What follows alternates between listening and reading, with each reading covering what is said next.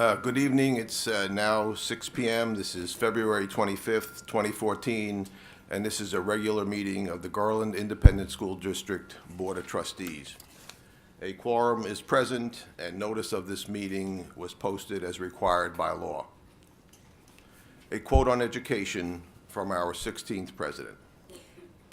Upon the subject of education, not presuming to dictate any plan or system respecting it, I can only say that I view it as the most important subject which we as a people can be engaged in. Abraham Lincoln. Did you know that, quote, this is a very serious wing, close quote. That from teacher extraordinaire Laura Aronson at North Garland High School last week. With the remaining bond funds that we had from 2002, we expanded 4 high schools and rebuilt Doherty Elementary School. The wing I visited was the one Miss Aronson referred to for math, science, and technology, and health science and technology. And it is very serious. Let me give you a couple of examples. One, the only high school in the United States, offering Apple hardware technician training leading to an A+ certification. Additionally, Cisco training. If you know anything about the internet, the backbone of the internet is Cisco Corporation. Cisco supplies a CCNA routing and switching certificate. If you went out to try to get that on your own, you'd probably pay about $70,000. We offer that certificate to our graduates. Ms. Aronson showed me a chart, and here was that certificate. If you went 2 steps over, you had a job paying well over $100,000 in demand throughout the world. You went 2 steps to the right, more jobs, well over $100,000, again in demand all over the world. First, let me thank Danielle Cummings, the principal at North Garland, teachers Emily Baxter, Eva Havens, Miss Aronson, Margie Perez Garcia, Robert Hensley, and Dusty Kelly. I'd also like to thank my 2 tour guides, amazing students. The first, Shalabi Sarathia, a senior at North Garland, SAT scores that are just amazing, and ACT scores just as amazing. She intends to be a doctor and will be hopefully doing her residency at UT Southwestern here in Dallas. She also has applied to Harvard and is about to do her Harvard interview. Dr. Castaneda, I gave her your phone number and your email. She'd like to get in touch with you as a Harvard graduate to hopefully give her some advice on that interview. I've done alumni interviews for Harvard. I'd happy to give her a mock interview. And the other student, Vincent Castro, he just received the first A+ certification for Apple. I think in terms of Mr. Castro, one day you'll hear of him selling his startup software or hardware company to maybe Apple or Oracle or Google for a couple $100 million. That's how smart he is.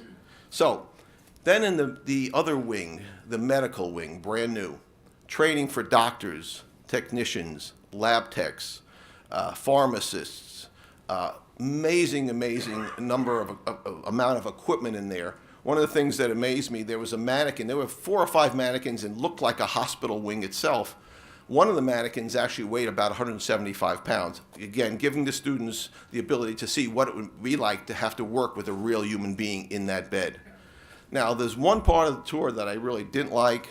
I went into a room and there were 7 or 8 cases. They looked to me like trumpet cases or maybe an alto sax case. Instead, there was an arm and some red fluid attached to the arm.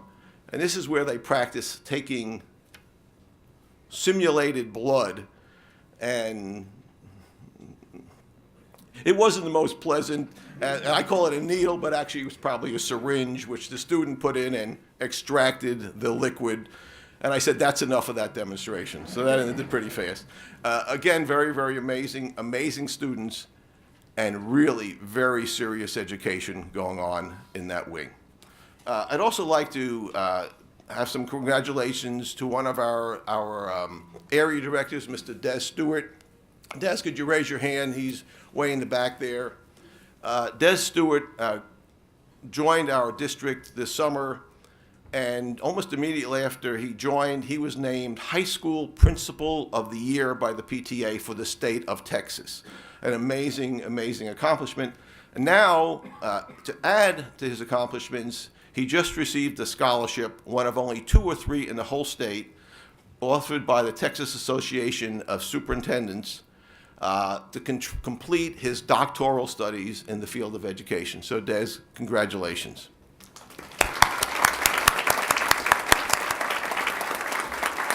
Please join me for the pledges.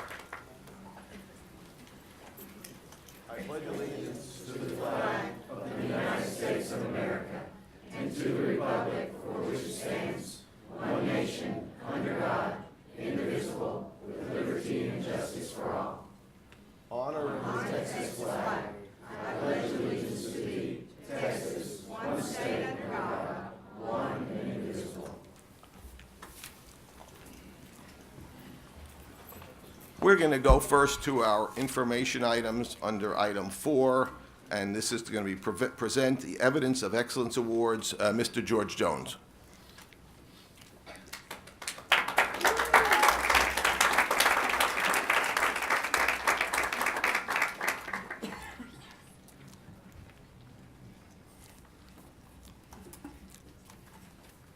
Ladies, if you want to face the board so they can look at you and see how gorgeous you are, that'd be nice.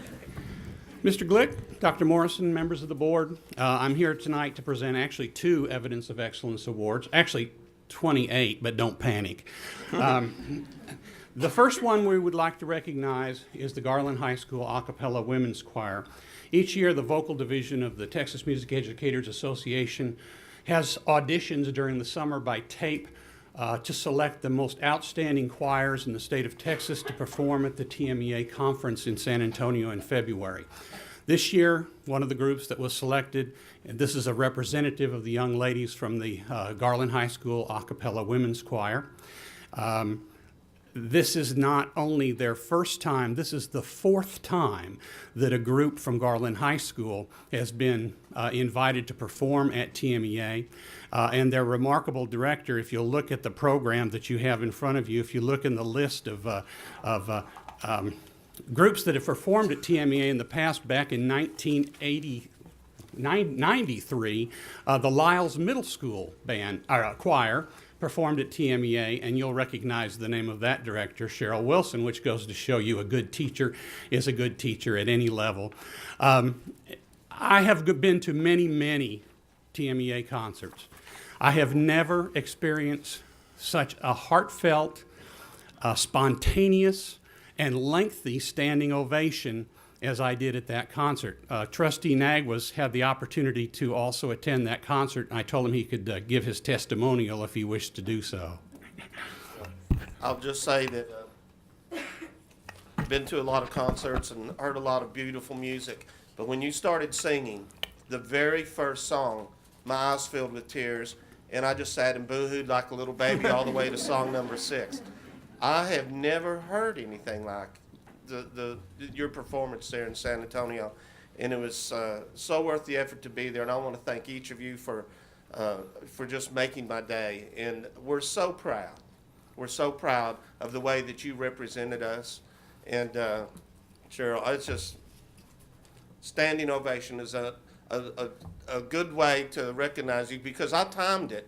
And after it got past 90 seconds, I just kept on clapping and just enjoyed it. So thank you so much for what you did in San Antonio.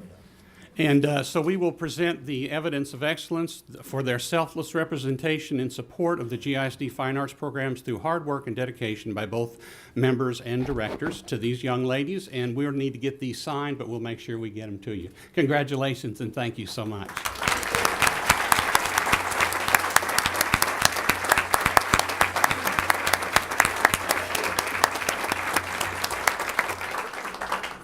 And now, as soon as they get the picture, we'll have the all-staters come up. Oh, they're used to posing.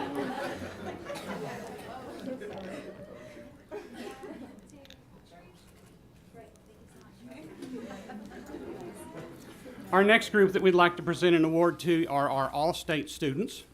if they will come up and also face the board members so that they can get a look at how nice looking you are. And you notice a lot of them from Garland High Choir. In fact, the Garland High Women's Choir had 9 All-Staters in it, so that's pretty remarkable.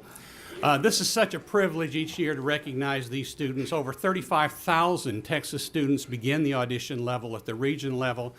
They advance then to the area level. Finally, 1,200 students are selected to perform in one of the all-state ensembles in San Antonio, which took place this year, the 12th through the 15th. We had 27 GISD students were selected to All-State. Last year we had 17. This year we had 27, so we're definitely on the right track. They performed in 8 different ensembles. We always like to tout a little bit about the SAT scores. They always take the SAT scores of the All-State students. The national average SAT score is 1498. The Texas average is 1437. And the TMEA average was 1928.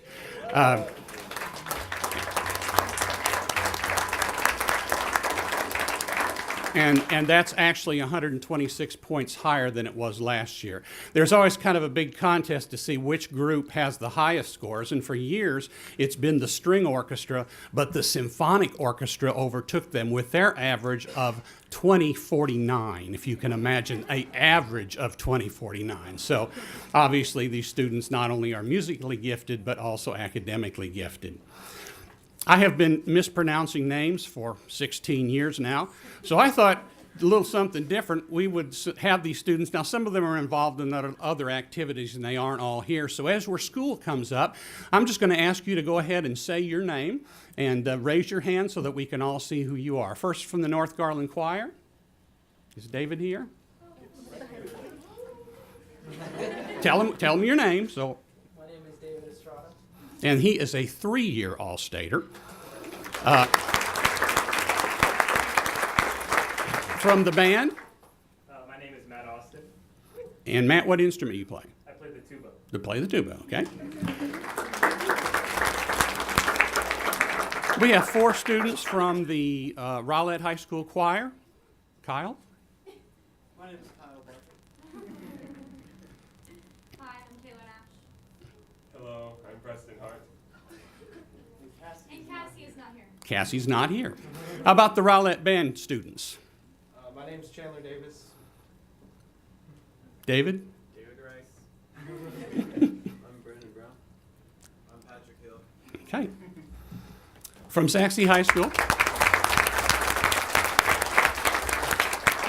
We had 2 choir students. Introduce yourself, please. My name is Christina Moyle, and Michaela could not be here today. And from the band. My name is Chase Davis. Okay, congratulations. We had 1 from the Garland High Band. I'm Kelly Basham. Congratulations. And then, of course, from the Garland High School Choir, there were 13 All-State students. So we do have 1, 2, 3 of them that are 3-year people. Beth, if you'll introduce yourself. Hi, I'm Beth Woodall. And Gabe. Hello, my name is Gabriel Etheridge. And then Malik also. Hi, my name is Malik Henderson. Malik, see? I only had 1 name to pronounce and I messed it up, didn't I? The rest of you, go ahead and introduce yourself to the board. Hello, my name is Rachel Baker. Hi, my name is Lacey Block. I'm Miranda Dawson. I'm Hannah Sinaceros. Hi, I'm Laura Dunnican. I'm Madison Smith. I'm Laura Noble. I'm Nathan Hard. I'm Ezra Johannes. And is that it? And there's one young lady, Monica, that I want to point out because it's a very rare thing to happen. This young lady, Monica Ogbanaya, has been in the All-State Choir. Did I get it right? Obaniah. Yeah, that's right. G is silent. Okay. She has been in the All-State Choir for 4 years, 4 consecutive years.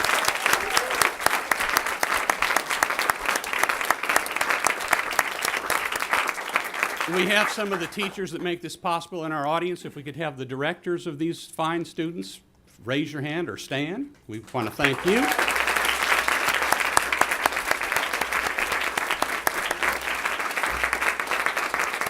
And I also guarantee that we've got a lot of very, very proud family members, and we'd like to have those people stand.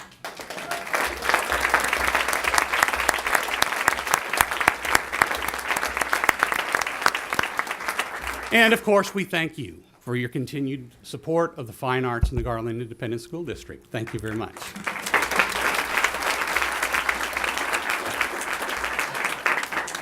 Let me just make one comment in closing. As the very, very proud father of the first Rowlett High School concert all-state musician, I know what you've been through, the levels that you have to go through. Most people don't understand how difficult it is to get where you've gotten to, starting at region, and then it gets much, much harder when you get to area, where the people who really are very serious about it get to area, and then finally to make it to perform before packed houses in San Antonio. I just think is one of the great thrills that I as a parent had, and I know that my daughter had. And so we do thank you very much, and we thank your parents, because I know all the effort that parents have to get through to get you to lessons and pay for lessons, pay for instruments in some cases, and do all of the extra stuff that takes to make you very, very special. So thank you for the music teachers, and thank you for your parents, and thank you. Thank you.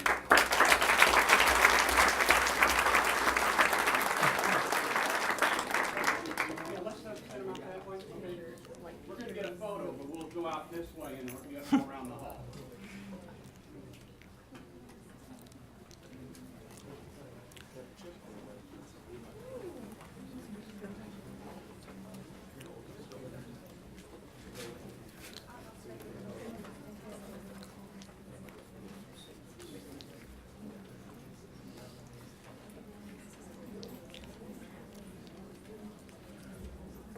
We do have seats available.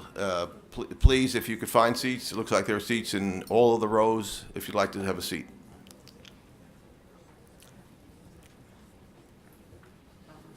Mr. Moore.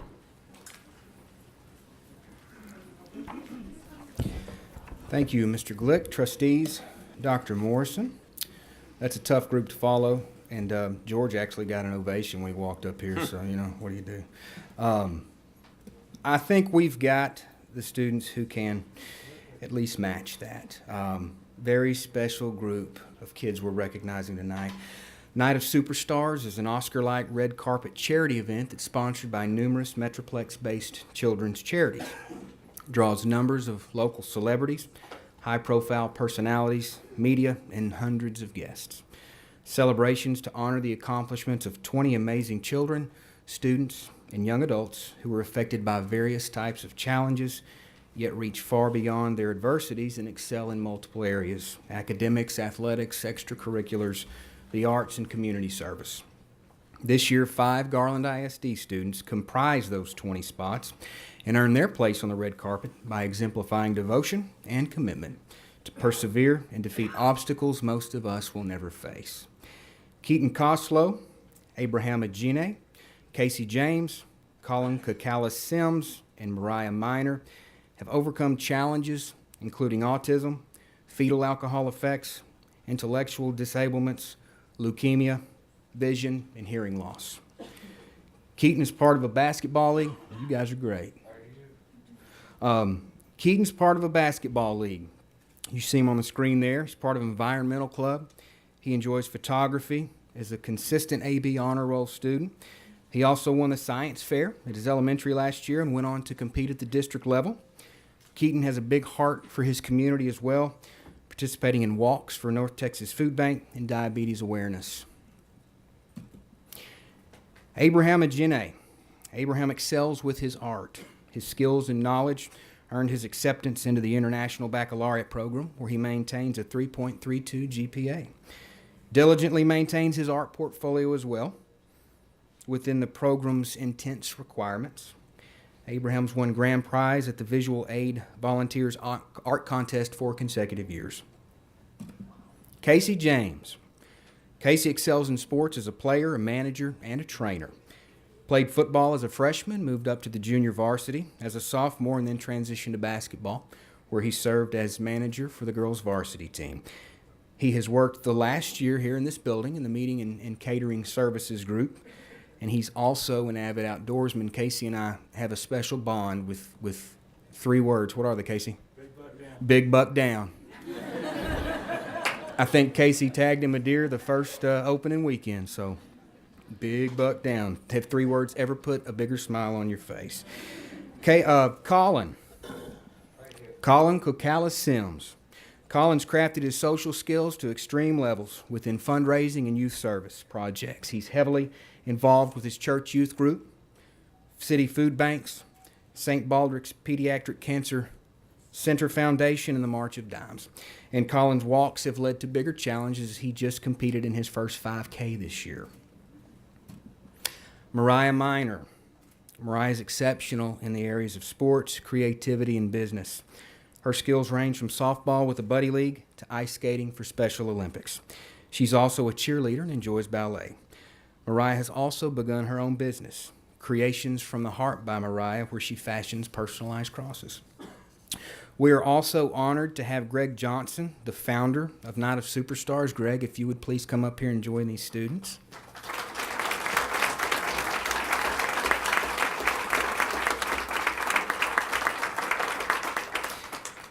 This evening, the Night of the Superstars is a celebration of overachievement and dedication that honors the unbelievable accomplishments and inspiration of each one of these superstars. They serve as examples of how we should all handle our adversities. It encourages them to continue and travel the path of success they've already begun, and it impacts the lives of everyone who attend that night. The can-do spirits of these young people inspires us all and provides a clear perspective on life. If they can champion through their adversities, which are most often far greater than ours, then who are we to allow our adversities to defeat us? Please join me in appreciating and recognizing these young folks here tonight.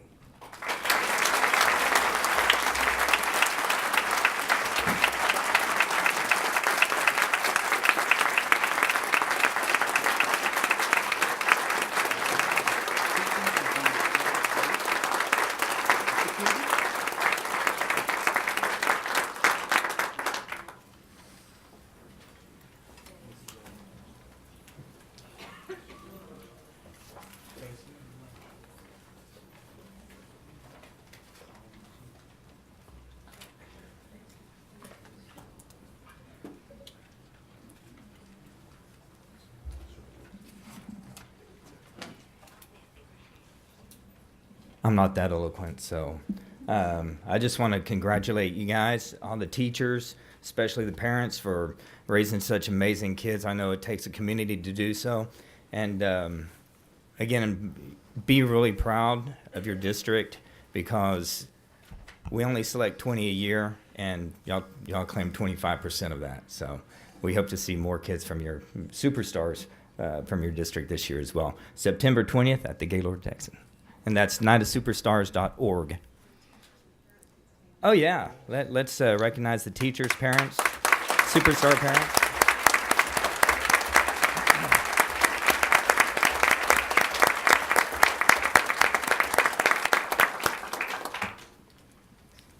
Thank you. Thank you.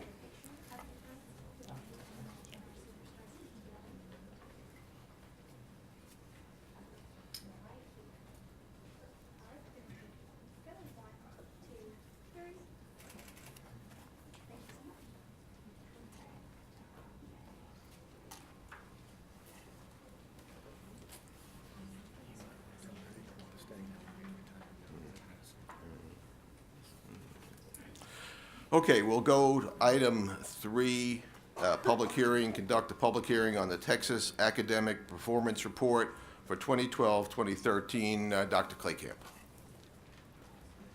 Mr. Glick, trustees, Dr. Morrison, thank you for this opportunity to present. Give me just a moment to pull up the presentation.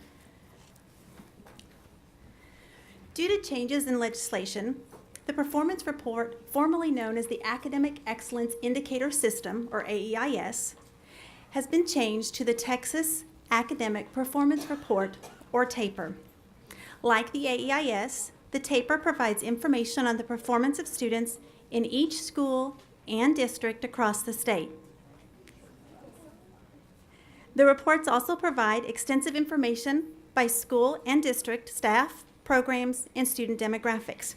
We're going to walk through the features of the new taper report. You'll find those on pages 13 to 32 of the memo that you received. As we're going through the presentation, though, I'm going to make reference to the actual page numbers on the taper report, so that way anyone that wants to go and pull the taper reports will know which pages. You have both pages marked on your memo that you received. As we're going through the pages, I'll be sure to point out any of the new features or the new additions to the taper report. The good news is, everything in the taper report you have already received. This is a compilation of several different reports that you've received throughout the school year. As with all of the data that you've been receiving, it is disaggregated by each assessed subject area and grade level for the all students, as well as 10 separate student groups. Remember that those include African American, Hispanic, White, American Indian, Asian, Pacific Islander, 2 or more races, special education, economically disadvantaged, and ELL. I'll give you a test later. Okay. You'll notice that there is a star next to the star progress measure. This is because this is a new feature on the taper that wasn't previously reported on the AEIS. Remember early in the fall when we talked about the new accountability system and that whole index to student progress? Well, what you'll see on page 5 of the taper report is the percentages of students in the all students group and each subgroup that either met the growth expectations or exceeded. And remember, we kind of walked that flow chart on how to calculate all of that. You'll notice that I haven't starlighted STAR as a new feature of the taper report. Even though this is the first performance report that includes STAR, the performance reports have always included whatever the current assessment program was, and so that's why I didn't indicate that as a new feature. Moving on, you can see that on pages 6 to 7, bottom of page 6, top of page 7, you'll see information related to the Student Success Initiative, or SSI. Remember that that's for students in grades 5 and grades 8 related to reading and math performance. Students have 3 opportunities to meet with success on that assessment, but 2 of those opportunities, the first 2, are what's actually included in the calculations that you see reported in the taper. There is a new feature that's noted on page 8. That's the ELL student performance data by instructional program design.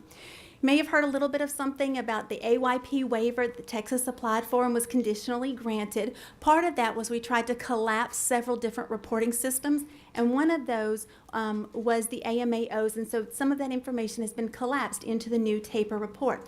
I do want to point out, though, when you look at the information for the ELLs reported on page 8, the state, the district, and the region percentages are for the all students group, not only just the ELLs, it includes everyone. So then when you go down to look at the performance by separate program design, be it ESL, late exit bilingual, early exit bilingual, those are for specific English language learner participants. I do also want to draw your attention to the attendance rates reported on page 10. This is just like in AEIS, but attendance rates are always reported with a year delay. So on the 2013 attendance rates on taper, it's actually for the 2011-2012 school year. Moving on to pages 10 through 11, you'll see commonly information that we've commonly received in the AEIS reports related to secondary level success, things such as dropout rate, graduation rate, and the percentage of graduates on the recommended and distinguished high school programs. As we're transitioning into new programs with HB5, we'll see the accountability structure here change in how we're reporting that, but currently our graduates are still graduating with the recommended and distinguished plan. Again, like the attendance rates, these are all reported with a year delay. And then finally, we have some other indicators that we have previously noted on AEIS reports, like advanced course and dual credit completion, college-ready graduates on the ELA and math tax portions of the assessments, APIB results, both participation and performance, as well as SAT and ACT. I was really excited to see the one that you see starred, the college enrollment and year 1 completion. This is the new feature of the taper, and Dr. Wells early in the fall had said, Kim, can you create this report? And I said yes, and then lo and behold, it ended up being part of the taper requirements and what's included on this report. Finally, on page 13, you'll notice that there is a district profile. like AEIS, there's no changes here, but it provides a general demographic information about the district. Things like student enrollment, special program participation, class size, and teacher demographics. In addition to the student performance, there are new requirements related to the reporting of TAPER. There's new things that have to be added. The previous AEIS report included lots of financial data. They have since pulled that out of TAPER and included it as a separate reporting responsibility. So you will see we have actual financial data requirements that we're required to post, as well as the campus performance objectives. Again, you've received this information in the fall. Violent and criminal incident reports, and a Texas Higher Education Coordinating Board report. That's that report I previously referenced that we had already completed. I do have with me here tonight Mr. David Pate, Ms. Christy Allen, and Ms. Babetta Hemphill in case you have any questions about those requirements. Now, how can you access the TAPER? Had I given you all of the printed or electronic copies of the reports for the district and the campus, you would see that the volume would take about that much space just in printed paper, double-sided. I spared you though. So what I have given you are 3 different ways to access the report. First, you can go to TEA's website. I'll be very honest, TEA's website's a little difficult to navigate. So you can see the actual physical address on where to get to the TAPER reports. You can also go to the district website. Notice that I don't have the address linked yet because I want to show you a little bit of the features about that site. And then finally, if you are like me and like printed hard copies, there are 2 complete volumes of printed hard copies of all of the TAPER reports for the district as well as every campus, and they are available at the Student Services Building over off of Stadium Drive, and as well as my office here in Research Assessment and Accountability at Harris Hill. This is an overview of what the Garland ISD TAPER website looks like. The website is live, it's just not currently linked until after we did tonight's presentation. How to navigate to that, you'll go to the Research Assessment and Accountability webpage, scroll down to Assessment Results, and then select the TAPER. It will take you to this page. You can see that we've provided not only the glossary, but all of the referenced reports, the Violent and Criminal Incident Report for the district, as well as the district's graduate report. You may recall that we did include some high school specific information in that report as well. And then as you get down to the table, you will see that you have the actual academic performance reports for the district and campus, as well as the actual financial data, and the campus performance objectives. And with that, I will answer any questions you may have. Any questions at this point? Mr. X. Thank you once again for your report. The last time we discussed college performance, on that list, all we got was the performance of Texas public universities. Is that still all we're getting here? Yes, this report is exclusive of students that are enrolling in Texas, yes. So if they are at Harvard, they don't count? It's difficult to calculate them in this, yes. Okay, thank you. There is an organization that's in the process of registering colleges throughout the country. I think the number they're at now is about 40% of the colleges. They hope in about 2 years to be up to 85%, and we've talked about that. The National Student Yes, Clearinghouse, exactly. yes. So that's coming really quickly, and at some point we'll be able to access that. Yes, I'm Yes. hoping maybe at the last board meeting in March. Any other questions? Any else? Dr. Castaneda. What was the best news in here for you as a district employee that you'd really like us to know about? The best news from my perspective is that there really wasn't anything new. It's all information that we've been looking at and exploring and talking about already. I do like the inclusion of the student growth measure and actually reporting that in TAPER. And I think really highlighting some of those college readiness indicators, I think that's going to help us maintain our focus on some of the district goals that we've set outside of the state system. And I know that we're already, that the district area directors and also the campus administrators and teachers are already using some of this data. Can you remind us how they're using some of the results from this to inform their practices and their approaches on the campus level? Well, sure. They're using the accountability results, which is really what's feeding all of the TAPER, is the accountability results that received on August 8th. And so they're using that to help guide their campus improvement plans and their needs assessment, as well as the system safeguards. You may recall that we have those system safeguards as part of that AYP waiver that we received. And so campuses that didn't meet those targets, either in performance or participation or graduation, are using the information contained in these reports to help guide those improvement plans. Thank you, Dr. Yes. Any other questions? Thank you. This is a public hearing. Anybody wishing to testify in favor of this report? Anybody wishing to testify against? Chair recognizes no further witnesses. The chair will entertain a motion to close the public hearing. We have a motion Second. and a second. Please show your affirmation, raising your hand. That motion passes 7-0. Thank you very much. Okay, we'll go to item 4B, receive review of House Bill 5 High School Graduation Program, Ms. Armstrong. And before Ms. Armstrong starts, there have been a couple of articles in the Dallas Morning News. One was last week, I think the other one was either yesterday or today, talking about what some of our neighboring districts are doing in terms of local control. House Bill 5 gave districts such as ours more and more local control as to what courses to require and not require. And if you read the articles, it talked about Richardson and some of the other districts.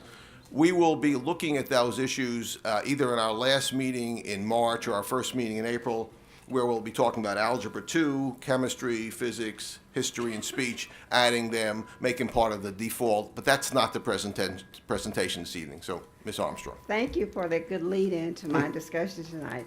Mr. Click and Dr. Morrison, two school board members, I'm here tonight to give you an overview of where we are and the things that we've done to really capture the requirements of House Bill 5. For several months now, in collaboration with a lot of my colleagues and with the leadership of Dr. Williams and Dr. Wells, we have put together a document that I think you would be proud of. First of all, we look at the pieces of House Bill 5, and we start with the foundation credits, which equals to 22 credits. Then you move upward. We are encouraging, in fact, we have the endorsement side, which is a minimum of 4 credits. So if you move up the ladder, that's going to be 4 credits. But overall, the House Bill 5 distinguished level of achievement is our goal for all of our students, because that puts them where at the end of their senior year, they will have many more choices. So that's our default program. And above all of that, there's an opportunity for our students to receive a performance acknowledgement. It's not a graduation requirement, but it is an acknowledgement that we hope that many of our students will get to that level. And based upon the information we have currently on the endorsements, we see that our students will have a great opportunity to receive that performance acknowledgement. And this would be documented on the student's transcript. Now let's look at the pieces of the foundation program. First of all, this is the basic foundation program where the 22 credits come from. We have 4 English credits, 3 math credits, 3 biology credits, 3 social studies credits, 2 levels of the same language other than English, 1 PE, 1 fine arts, and 5 electives. And if you're familiar with our current plan, it resembles it a lot. So those are the foundation courses. Then we move to specifics under English. You see that we have English 1, English 2, and English 3. And if you will note, in the past we have had English 4. You were required to take English 1, 2, 3, 4. Now, as you recognize on this document, the state is giving students more flexibility to choose that 4th year of English. Looking at math, we have some of the same flexibility in that we see Algebra 1 and geometry, and the 3rd advanced math, we have a whole list of courses that students may choose from. Many of those are the advanced courses. In our science, we have a similar pattern in that the basic course starts out with biology, and beyond biology, there's the 2nd and 3rd advanced sciences, and some of the sciences overlap from the second advanced to the third advanced. But as you recognize, our students will have many choices to select from in terms of completing the science requirement. We move to social studies. Our social studies in the past has been 4 credits. Now it's at 3 credits. According to House Bill 5, students will have an option to go with World Geography, AP Human Geography, World History, AP World History, United States History, Government, and Economics. Now we look at our language. Our language remained the same in terms of the requirement. Students are required to take 4 levels of a language. An added piece to this is that the student may take 1 year of a foreign language and maybe switch to computer programs. So the student now has an option to take 2 levels in the same language, but computer programming language, students may select from the computer programming language, and that would be computer science 1, 2, and 3. This opportunity, according to the current information we have, will expire in 2016. Now, for instance, we may have a student that started out in the language, really liked the language, and may have difficulty. There are various options for students to complete the language requirement. And I have a handout for you. I did not address that, but you should have before you a handout that has the PowerPoint on it. So if you can't see the screen, I have a handout there for you. You can follow me along with me. So we look at our languages. So we have these options for completing the languages. Of course, the other remaining courses as a part of the 22 credits include physical education, fine arts, and students will have a chance to have 5 electives. Now let's move from the foundation, which we said was 22 credits. Now let's move upward, and we're looking at the endorsement. There are 5 endorsements. You see arts and humanities, business and industry, public service, STEMs, and multidisciplinary endorsement. So as we look at our endorsement and the way students will be able to achieve and understand the progression of a sequence, we start with the career cluster, the coherent sequence course. We go to the career pathway and the CT cluster. A coherent sequence, by the way, is a sequence of courses that's leading to a path. It's leading somewhere. And one of the good things that we're excited about, and that is the opportunity to start earlier than high school, working with our students to start looking in a direction that they would like to go. Arts and humanities is another endorsement area. In this endorsement area, there are the non-career and technical education, because when you look at endorsements, many of them encompasses the career technology side and others do not. For the arts and humanities, it is pure arts and humanities with no career and technical education programs there. We look at business and industry, as you probably I would imagine, and that is there's a career and technical education side to it. We have the technology area, and then we have the non-career and technical education. So we have clusters of courses that falls under different categories. Looking at public service, career and technical education, we do not have any of the non-CTE options for the public service. We're looking at education and training, human services, a law program, government and public administration, and of course the health science. Now STEMs is one that has many areas or many focuses that a student may choose. First of all, we can look at our career and technical education side, where students may select 4 credits from the listed courses. And then we'll look at the non-career and technical education, and we're looking at more or less our math strand. Moving on to a science strand, you see a list of courses that students may choose from in order to get that endorsement. And finally, the student may choose from a combination of 4 credits in specific areas. And the last endorsement is the multidisciplinary endorsement, and that is a combination of courses from various areas. There is a section that says career and technical education. There are courses that's listed as non-career and technical education.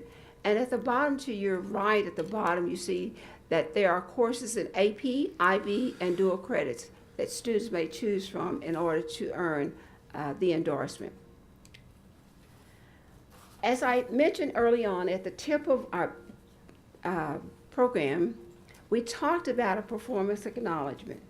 It's not a graduation requirement, but it is an acknowledgement students can be proud of because they've accomplished something. They've gone that extra mile to earn something. And so there are several ways the students may do that. And that is going through the dual credit route, up to 12 college hours and an associate degree while in high school. We look at the bilingualism and biliteracy. Literacy is an option there. Completion of ELA requirements with a grade point of 80 or better and satisfy one of the following.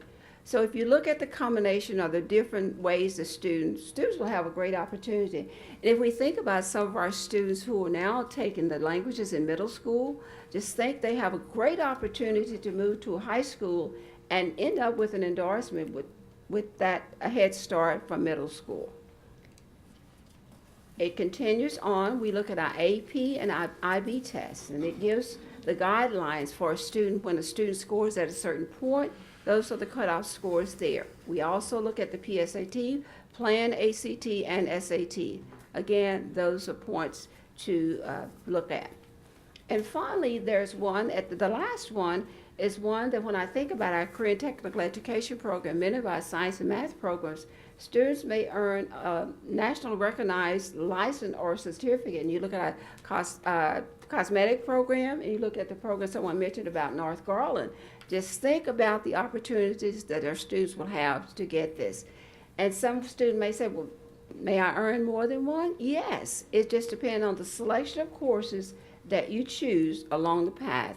And that is, now when we look at the foundation program you're building up, we started out with foundation courses. We moved up, and most of the programs will require, in order to get to the distinguished level, you must take Algebra 2 and an additional science, plus one endorsement, you reach the top, and that is the distinguished level of achievement. Why is that important to me? The reason it is important is because students will be eligible to be considered for the top 10% and admission to a four-year institution. So we want to start our students moving from 8th grade up to look to the top and leading toward the pursuit of the distinguished level of achievement. This is a document that was created, and this is the form that all of our 8th grade parents will receive with conversation with the counselor in terms of let's plan what it may look like in high school, in terms of your core courses, in terms of a endorsement. And some may say, why choose it in 8th grade? It may change. That's okay. And I remember just looking at some documents or reading documents where it is emphasized, we know students will make a change, and that's okay. And the thing that we have to have, and that is opportunity to monitor those changes so we can keep up with students changing their minds and get them where they want to go. Because certainly it is our goal that at the end of the 4th year, the students will have the guidance needed to make sure they are prepared to whatever career or whatever post-high school endeavor they choose. So this document will be given to each 8th grade parent, completed and signed, and this will be a part of our files to assist the students. It will be reviewed each year to make sure we're on track toward the student's goal and the goal the parent has for the student. It is our hope, not our hope, it is our goal, and that we continue to push forward in providing the most rigorous program or opportunities for our students. And that will start with our 8th grade students. As we plan with them, we want to make sure we're getting them ready for college or whatever goal they have in mind. We want to be known as a district and a support system that says my counselor or my school district assisted me in making some good choices, and this is why I have these opportunities now. Now, what are the implications? We've heard a lot. So what are the implications due to House Bill 5? One of the things, and I don't know if you noticed when you looked through your packet or you reviewed the overhead, There are two courses that are not listed that have been listed in the past. They are health and speech. With the House Bill 5, those two courses were not a part of the required listing. However, there are elective courses, that could be elective courses in our district for our students. We will continue to offer health in 8th grade and high school, and these courses will be added to some of the endorsements. And with the flexibility that school districts have, then this is a great opportunity for us to add these courses to the endorsement. A specific speech course will not be required, but students will be required to demonstrate proficiency in communication. So we also will have the communication application will be included in the arts and humanities endorsement. Professional communication has been a course that middle school students have taken and earned credit, and that will continue to be an opportunity for the students, because many of these courses, again, although it's not required, will be embedded in many of the endorsements. So there are value to that. And we learned just recently, there's a House Bill 897 that's coming forward that we will need to address and make sure that is covered in whatever approach our district decide to go, that we're able to fulfill the requirements of House Bill 897, which is the CPR training. And so that's something we'll look forward to our district making a decision on how to go there. Another implication that we have, and that is looking at the different scheduling patterns at our school, in our schools. We have two schools that are currently on the 7-period day. We have one school that's on a 10-period day this year, but most of our schools will go to an 8-period day. We'll have two still on the 7-period day, to my understanding. I think when you look at all of the opportunities and the requirements, it's going to be more difficult, perhaps, for the students with the 7-period day to meet their goal or to explore different opportunities. And so that is something we will need to look at as a district. Now, what does this mean? It means that we have to have people in place to ensure that these requirements are fulfilled to the highest, and that is our goal. Counselors will be responsible. I looked at the numbers for our middle school and high school to see how many personal graduation plans will need to be developed. It was about 29,960 or something to that effect. And when you think about it, I rounded that up to 30,000 students if we're growing, as to how many personal contacts, more than one time a year, it will require our counselors to work with our students. Because we cannot just make one contact. It means that we have to constantly monitor the progress of our students. We are charged with conferences with parents, and that's going to be a really a big part of what we will need to work with, and that is remaining in contact with our parents. At this juncture, many of our schools, counselors are assigned 400 to between 450, 500 students. Some are lower. And I think you have a document in front of you that speaks to the current ratio of where we are now. But we are looking forward as a counseling program to put our students in a position that they will leave Garland ISD with the support that we can give them to make a choice, and they will have a choice at the end of their 4 years. And in order to do that, we would like to recommend that we add additional counselors where needed, so that we can pattern our counsel ratio based upon the Texas School Counseling Association and the American School Counseling Association, not just because of them being supportive, and that's where we got our number from, but because it's the right thing to do for kids. If we're going to be held accountable for each of these graduates, and there's a bond with the students and the counselors, so we can remain in contact. So we're asking for some assistance in terms of moving forward with some additional support in counselors at the high school.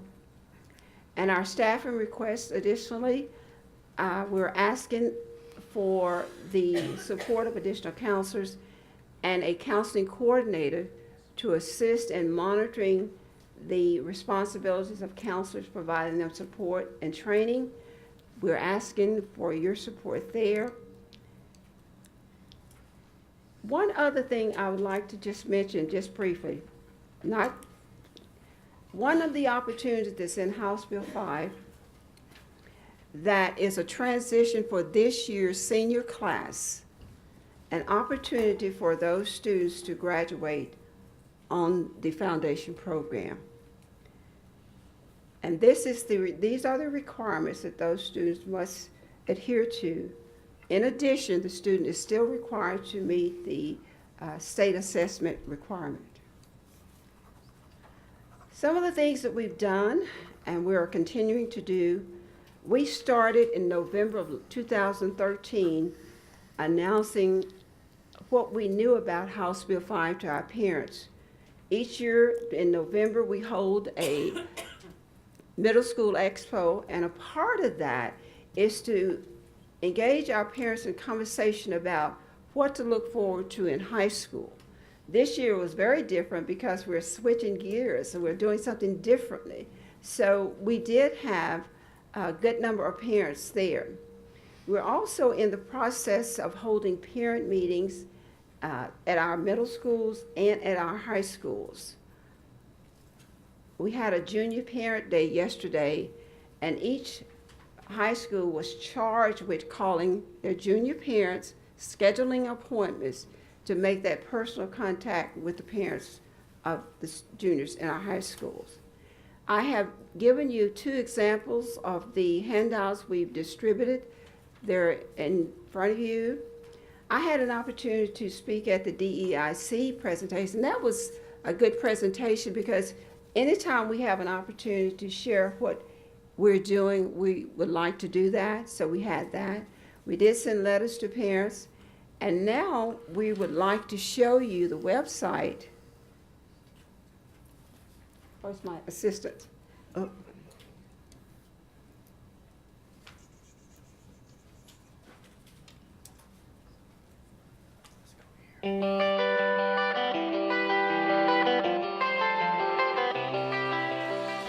Hello 8th graders, my name is Hayden and I'm currently a high school student in GISD.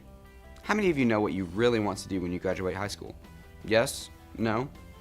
Either way, let's take a few minutes to talk about our new state legislation that affects all of you, House Bill 5. This includes new graduation requirements that you, as the class of 2018, will be the first to experience. House Bill 5 encourages you to focus on a career path. These career paths are called endorsements. All of you will soon meet with your counselor to discuss your personal graduation plan, or PGP. This is a 4-year plan based on the endorsement that you choose. It allows you to map out every course you need to take during your high school years. The 5 endorsements are Arts and Humanities, Business and Industry, Public Services, STEM, and Multidisciplinary. Now, we have school choice in Garland, which means you have options to consider. Some high school campuses offer courses that others do not. However, all of our high schools offer a variety of classes that will satisfy your endorsement choices. Let's look at an example of a personal graduation plan, or PGP, using the program that I'm in at Lakeview, the TV production magnet. If that is your career interest, you would choose Business and Industry endorsement with a focus on audio, film, and television. This takes you through all 4 years of high school. You have your core classes, but also you have audio, film, and television classes, including Principles of Arts, AV Technology and Communications, Animation, Audio Video Production, and Practicum in Audio Video Production, where that hands-on, real-world experience really kicks in. Let's look at another example. If you wanted the same endorsement but wanted to go to Saxe High School instead, then you would choose the Business and Industry endorsement with a focus on audio, film, and television, just like in our previous example. You would have Principles of Arts, AV Technology and Communications, Graphic Design and Illustration, Animation or Graphic Design, then an Advanced Problems and Solutions course in Graphic Design or Animation. You may notice a little difference in the courses, but either path would satisfy the Business and Industry endorsement with a career focus on audio, film, and television. Now remember, these are only examples, and with each endorsement, there are a large number of courses to choose from. Don't be overwhelmed. You will be exposed to all this information as you enroll for high school next year, and you will have the option to change endorsements in case you have a change of heart. You can choose anything from pre-med to teaching to culinary to visual arts. The list goes on and on. Your counselors will help guide you through this process. Good luck as you plan your PGP, and remember, this is a very big decision. You are planning for your future.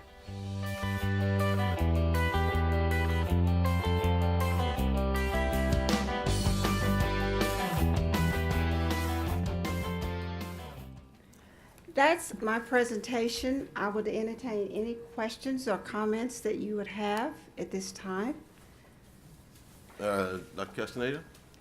Thank you, Ms. Armstrong. Great presentation, great video. I did have some questions. Regarding your slides, when you were showing us, for example, in the arts and humanities, that there's not a CTE, no CTE option, and that is also the case under the public services endorsement as well. Is this because we don't have the courses presently in our catalog, because the state has now allowed the school districts to offer it, or some other reason? Now, this came from the state in terms of what courses fall under each endorsement.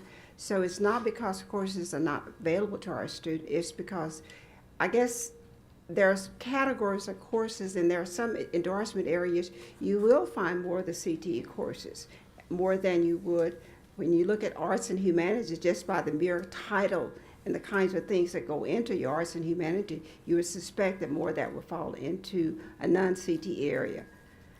Okay, so basically we cannot add or subtract here regarding the CTE options. They're just not available in the There are no options of courses that we can offer. There are no courses that fit the guidelines under which the arts and humanities would fall.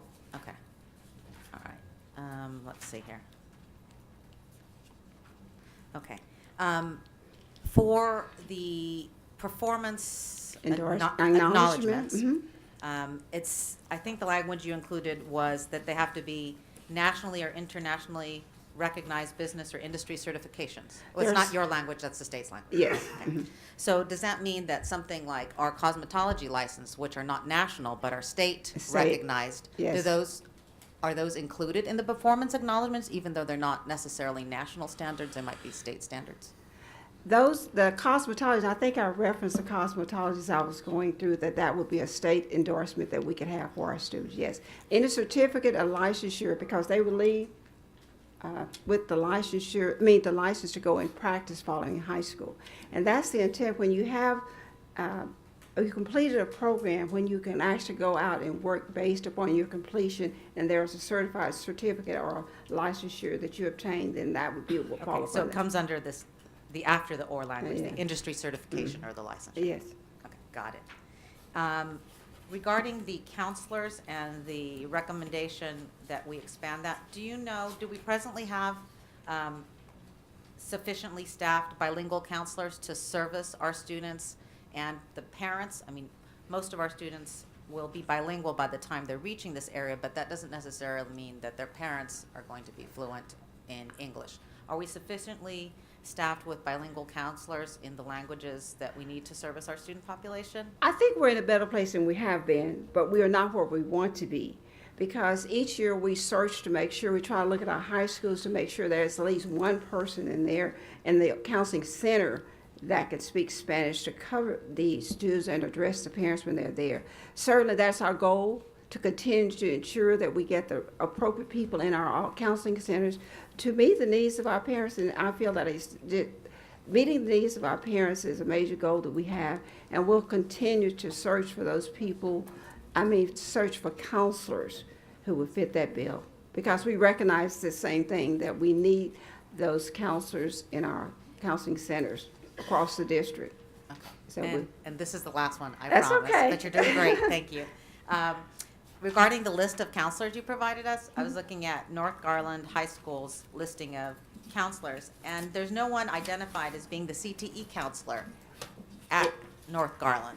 Did you look at the asterisk? I did, and one of them is there's one person asterisk as lead counselor, At North, North Garland High School. you're correct. And I can tell you those individuals are Sally Woolley Okay, and Cindy Quinn, who's here tonight. okay, just making sure. Yeah, that's an oversight. Thank you for calling that to my attention. Thank you for filling in. Thank you. Any other questions, concerns, or Mr. Lambert? recommendation? You listed the requested ratio of counselors Mm-hmm. to students that you'd like. What is the current ratio? It ranges, and I think if you look at the average, it's listed on your sheet. If you look at each counselor, that number to the right is the number that counselor has at this time. And if you look at the average column, that would be the average if you to take those counselors and divide it by the number of students. But we have a structure now where our CTE counselors are assigned differently, but we have recognized with House Bill 5, we're going to have to revisit how we distribute our counselors to make sure there's equity among counselors and we're able to meet the needs of our students. Is that it, sir? Yes. Yes. Mr. Axe. Hi. Hi. Couple of questions. One of them, on that same area, I know that it's very important to have sensitive document storage for all of our counselors. Do we have offices available for the counselors that you're talking about adding? We checked that out because we wanted to make sure if we get something, we have a place to put them. And we did check with each of our counseling centers, and I think we can accommodate our request. We did.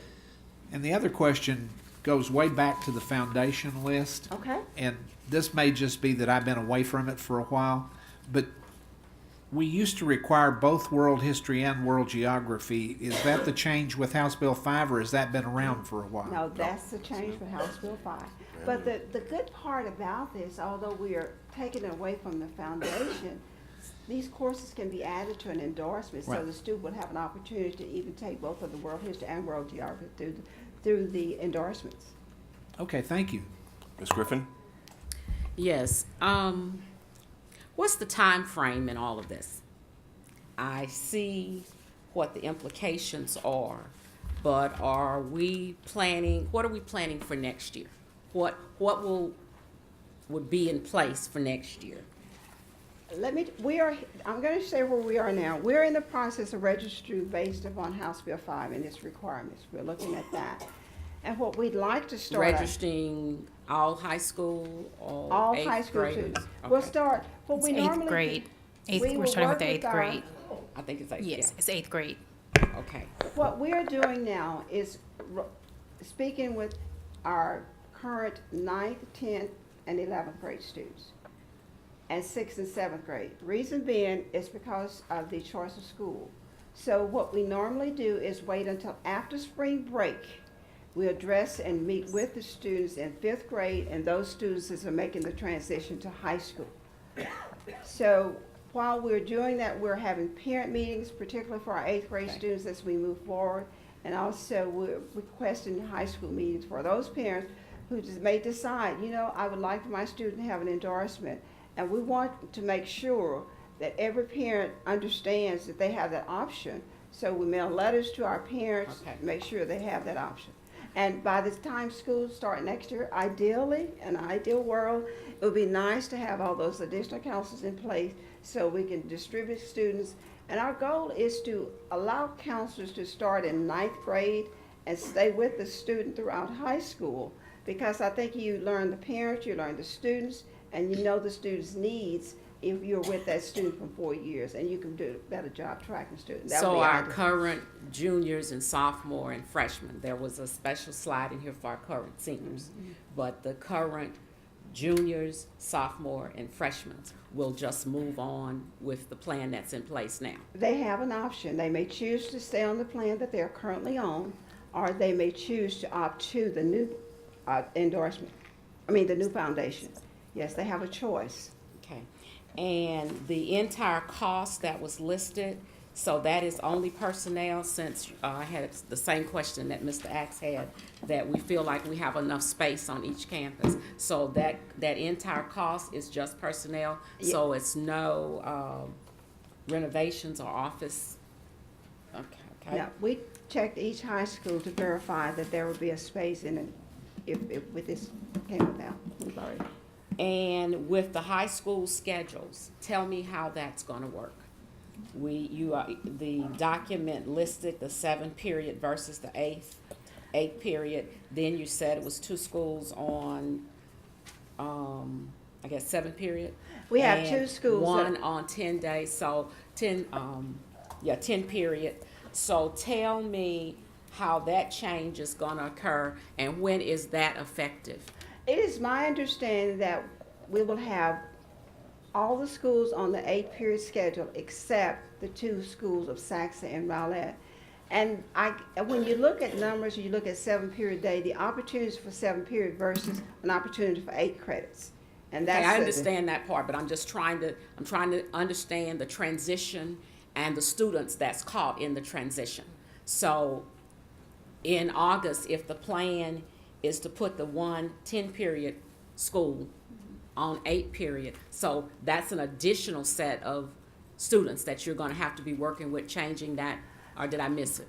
I think the ratio of counselor to student is what we look at, and changing the scheduling structure does not impact that.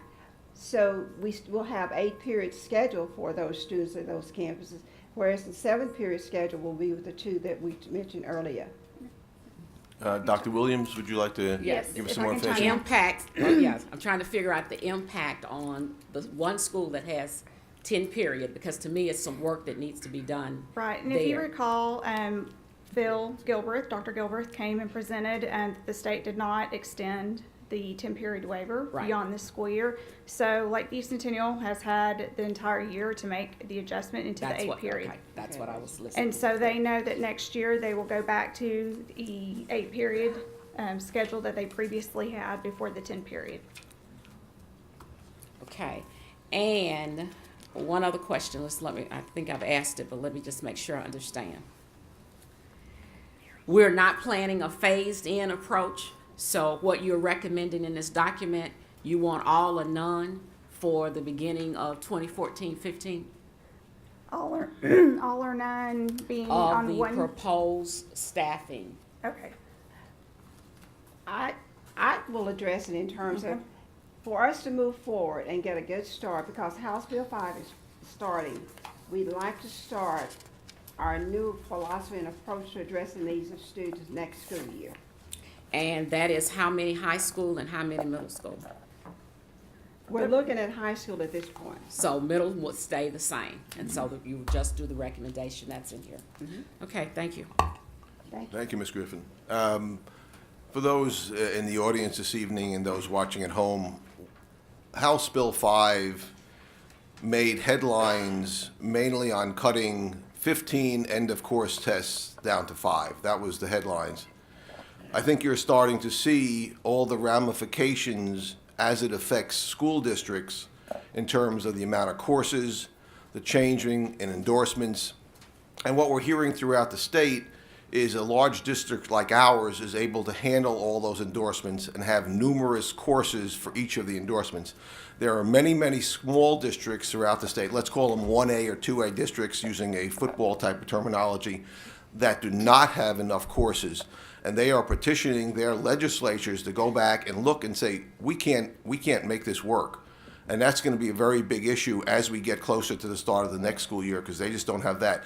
The other issue, of course, is a topic we talk about all the time called unfunded mandates, where we're asked to do this. We're asked to have counselors meet with these incoming students, have career plans that go every year and to review them. And what Ms. Armstrong is talking about is the impossibility that we face now with counselors that are not at that limit, the 350 that you talked about. We're close to 450 of many of our schools. And with adding all these requirements, many of the districts throughout the state have already started hiring counselors for next year. That's something that they feel is be impossible to get through this. So what we call an unfunded mandate, something that you have to do, but we're not going to get any additional money to do that. Any additional questions at this point? We thank you both. Thank you. Let's go item 4C, receive high school English language learner update. Ms. Terry.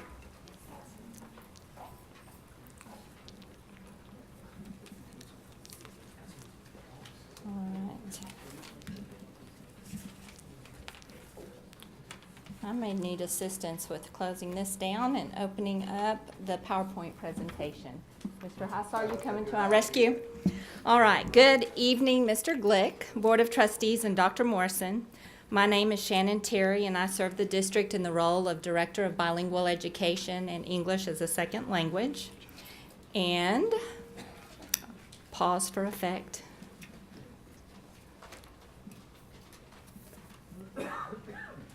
All right. It is a pleasure this evening to bring you an update in regards to the high school English language program.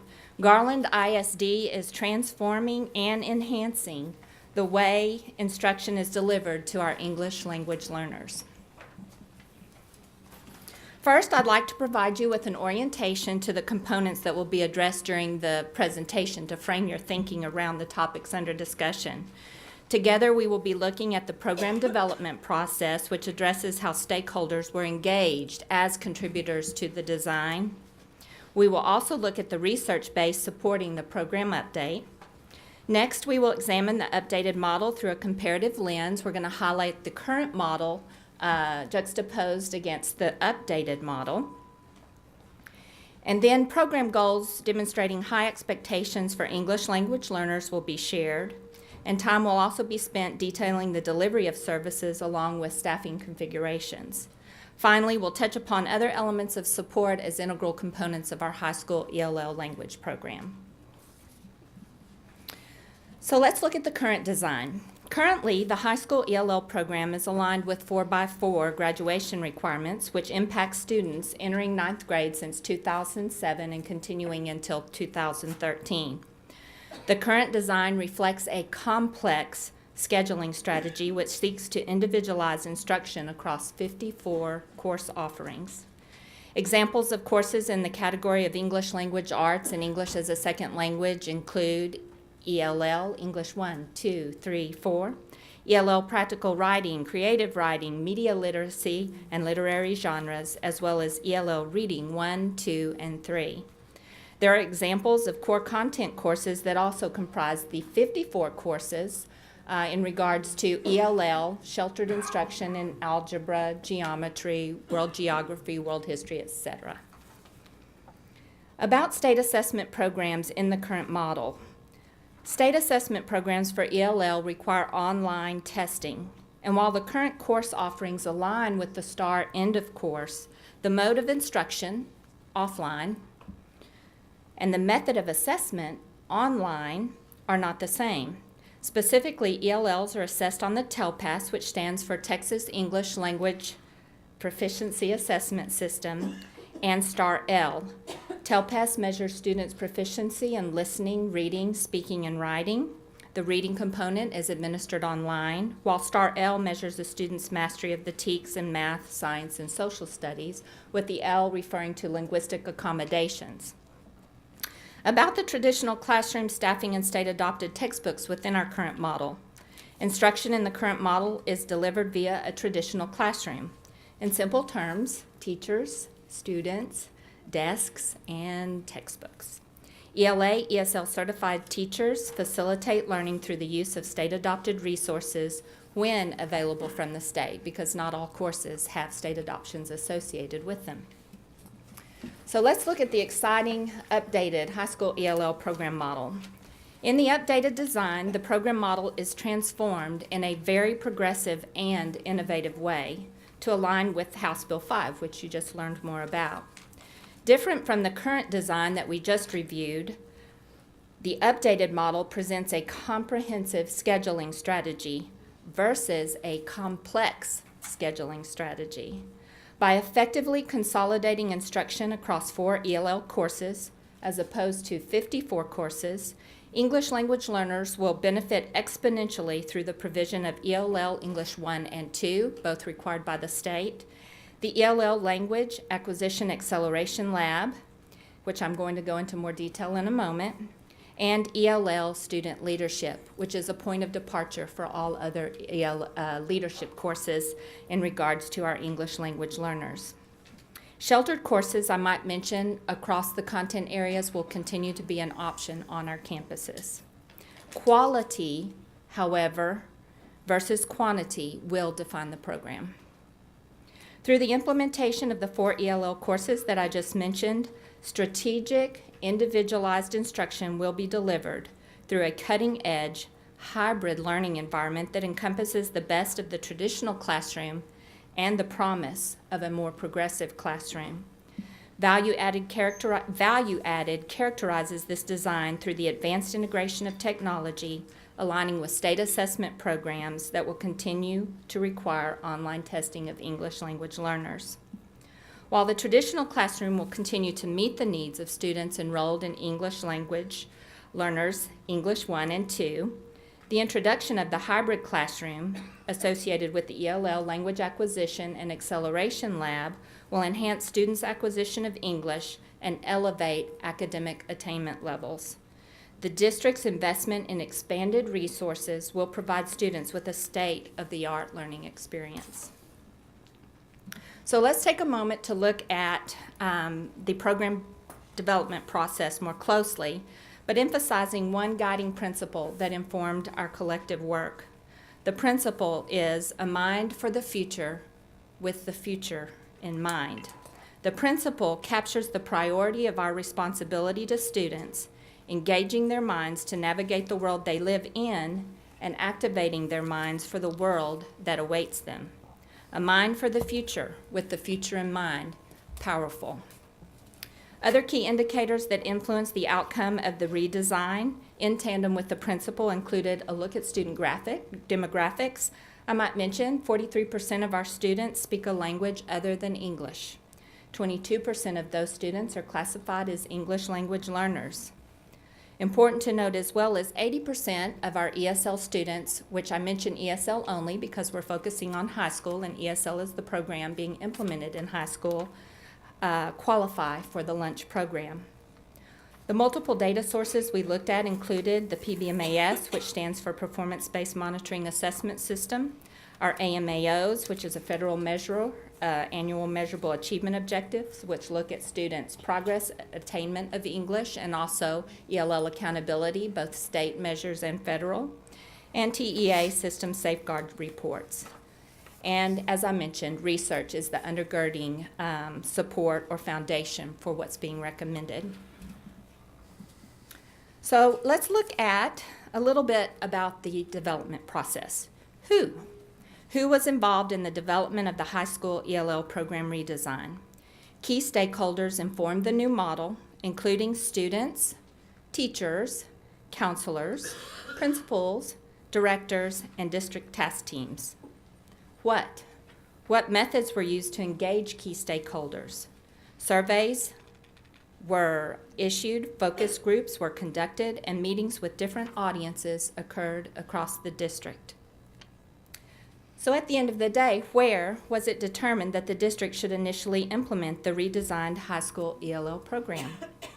Meetings were conducted on each high school campus with principals and campus leadership in attendance. The option to continue with the current design or transition to the new design was extended, and all 7 GISD high schools, Garland, Lakeview, Naaman North, Rowlett South, and Saxe, signed on demonstrating a strong commitment to the new model. And I might mention that there is representation in the audience from each of the high schools this evening showing their support. Furthermore, documentation has been completed demonstrating that they have actually processed the implications of the new design as it relates to facilities and other aspects of the program. So then, of course, you can imagine the next question was when? When the when question emerged, when would it be feasible to implement the new model? And the resounding response, coupled with careful study, resulted in 2014-15 being adopted as the initial year of implementation. So why? Why next year? Why the change? The high school ELL program update responds to priority needs, including program alignment with House Bill 5, added rigor presented by the STAR end-of-course assessments, changing accountability systems, current student performance levels, and the strongly held belief that adjustments in program will produce unparalleled performance by ELLs in our district, and complex learner variables that require innovative approaches and modernization of service delivery models.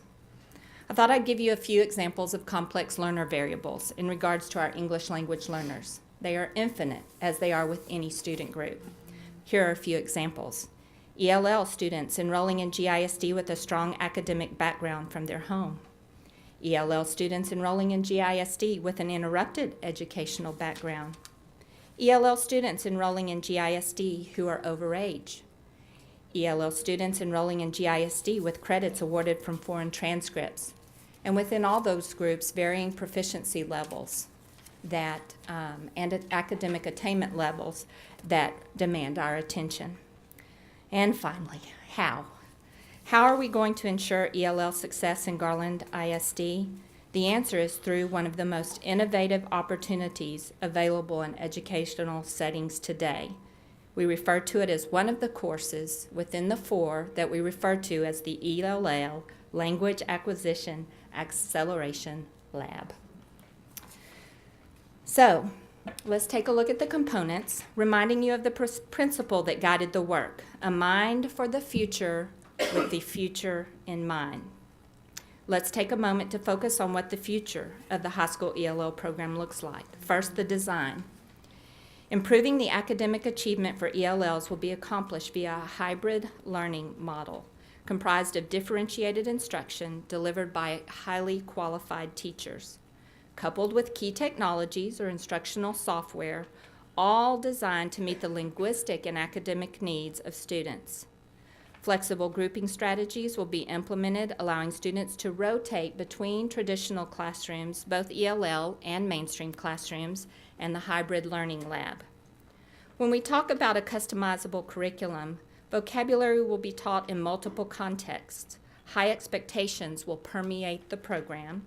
Explicit instruction will be provided, and background knowledge will be activated. Through a customizable curriculum, achievable through key technologies, personalized education will result for each English language learner. So next, the delivery.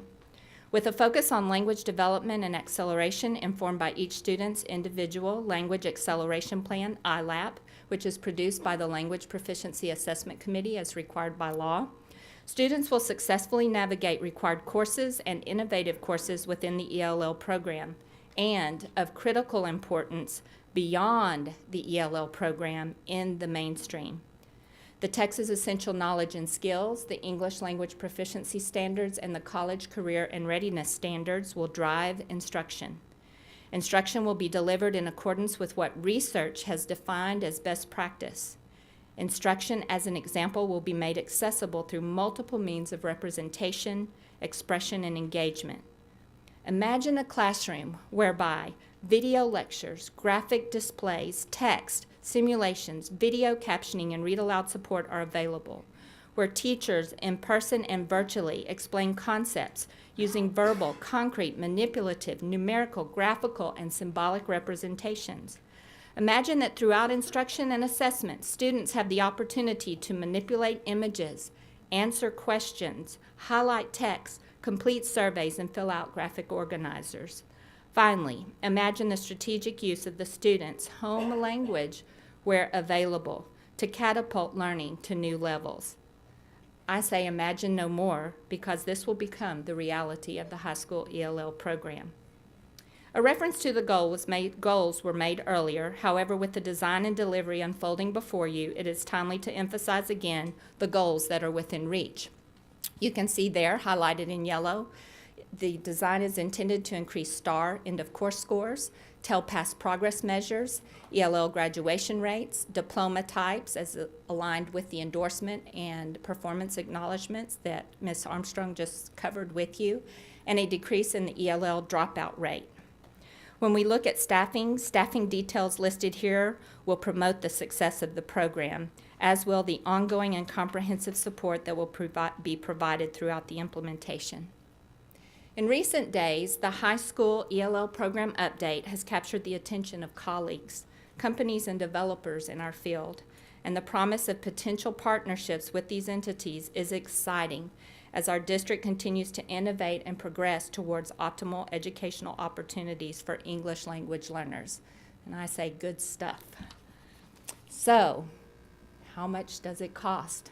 I know that's the emerging, budding question on your minds. It sounds so wonderful. It must be so expensive. First, I want to point towards the funding source. Title III, Part A, LEP, which stands for Limited English Proficient, and Immigrant Funds, which is a federal grant that focuses on English language acquisition, language enhancement, and Academic Achievement Act as part of the No Child Left Behind, or Elementary and Secondary Education Authorization Act. Those are the means by which we receive the funds. They are tied to our student enrollment and intended to benefit our students, which this program will do. As an example, our maximum entitlement annually is about $1.3 million. If you'll allow me to read you some of the purposes specified in the legislation, and actually, for the sake of time, I will read you one, but there are many. And it's number 7 in the legislation, and it says to streamline language instruction educational programs to help English language learners, including immigrant children and youth, develop proficiency in English while meeting challenging state academic content and student academic achievement standards. The high school ELL program update accomplishes just that.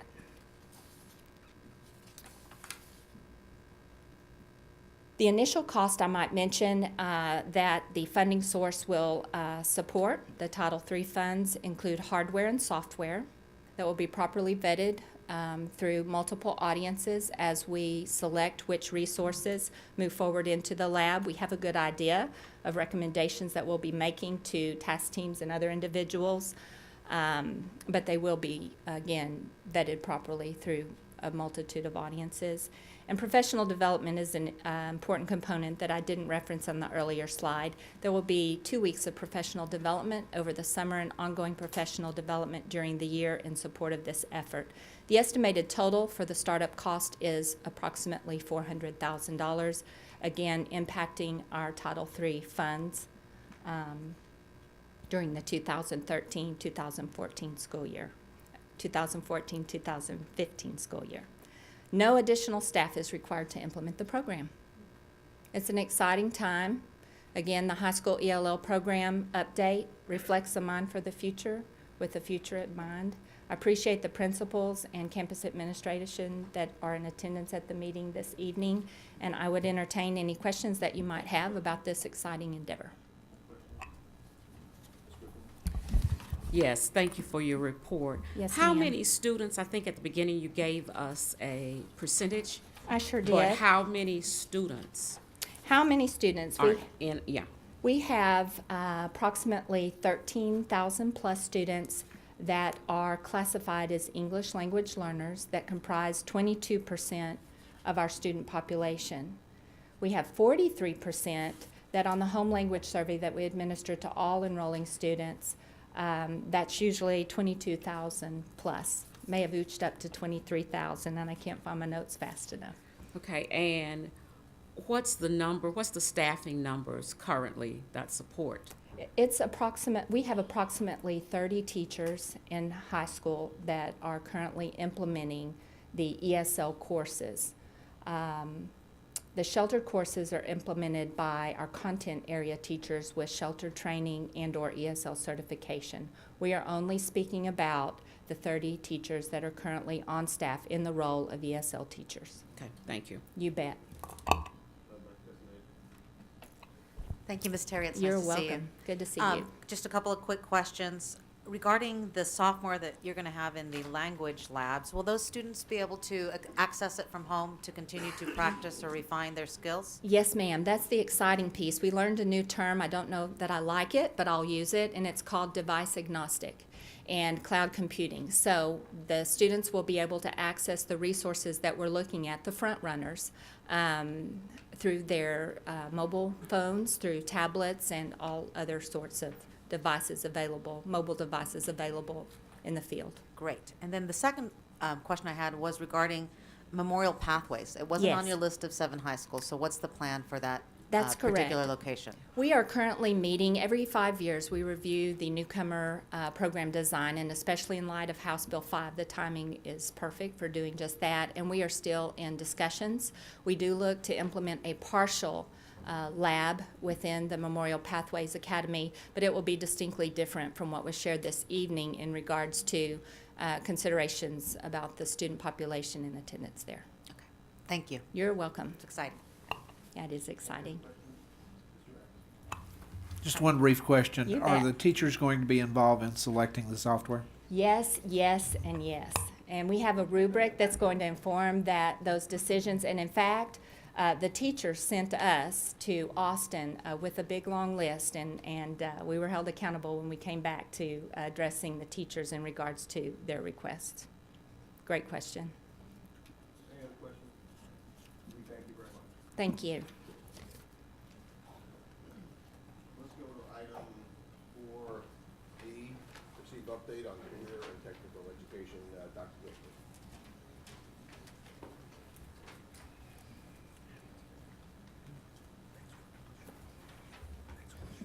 Good evening.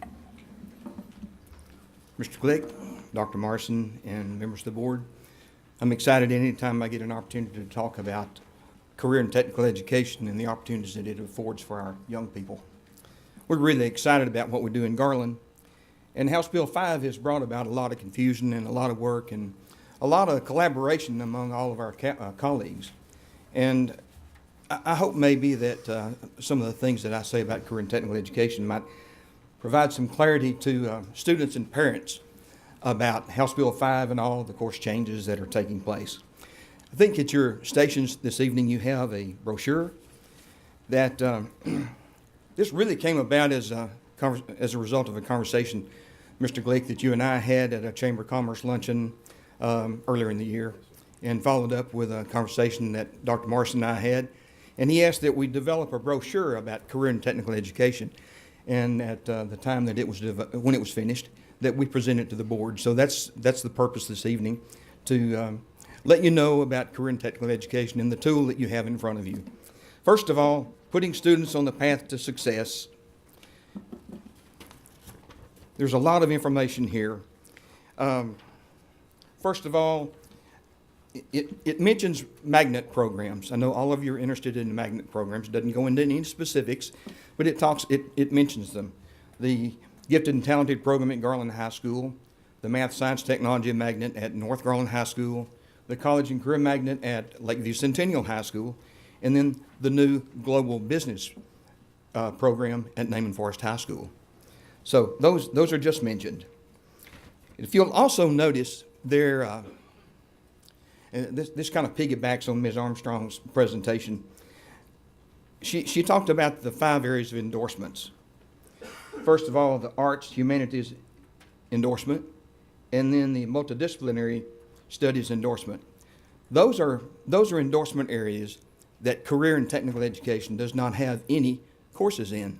Now, that wasn't our decision, that was the state decision. There are 16 clusters recognized by the state and recognized by districts and recognized across the nation. Those 16 clusters were listed in the 3 areas, the 3 endorsement areas, that of business, industry, public services, science, technology, engineering, and mathematics, the STEM cluster. So thus, we're working only with 3 areas of the endorsements. If you'll notice, those are color-coded.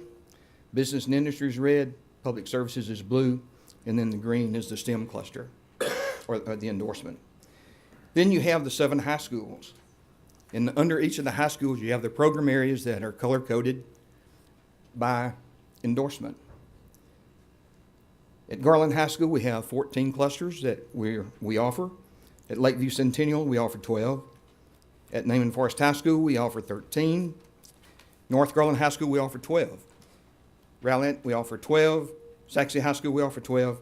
And at South Garland High School, we offer 14. In case you might ask, well, what clusters do we not offer in Garland ISD? We offer all clusters. not on all campuses. Just looking at Garland High School, for example, we offer 14 clusters. The clusters that we do not offer are the clusters of government and public administration and law, public safety, corrections, and security. That's just an example. So those are the two clusters that we don't offer. Looking at the back, there's 3 steps. First of all, the purpose of the literature is to help students determine a career interest in a high school campus that they can select. Second, to help them plan their future course selections. And third, to take advantage of opportunities to get ahead.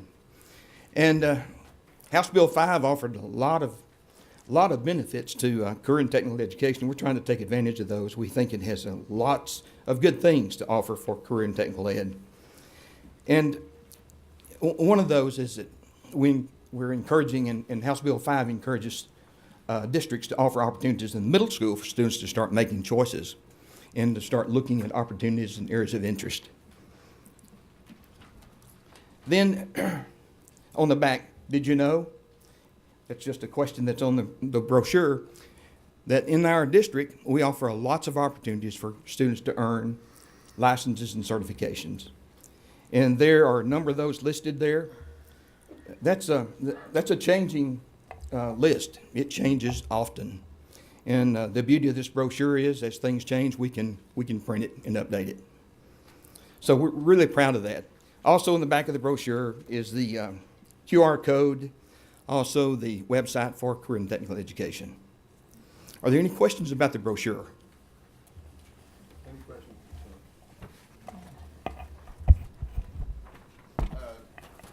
Just one comment. Just going through this, I just marked off quickly some of the interesting courses. Let me just read a few. Robotics and automation, veterinary medical applications, welding, collision repair, medical terminology, microbiology, and pharmacology. What I've never heard of, pathophysiology, whatever that might be.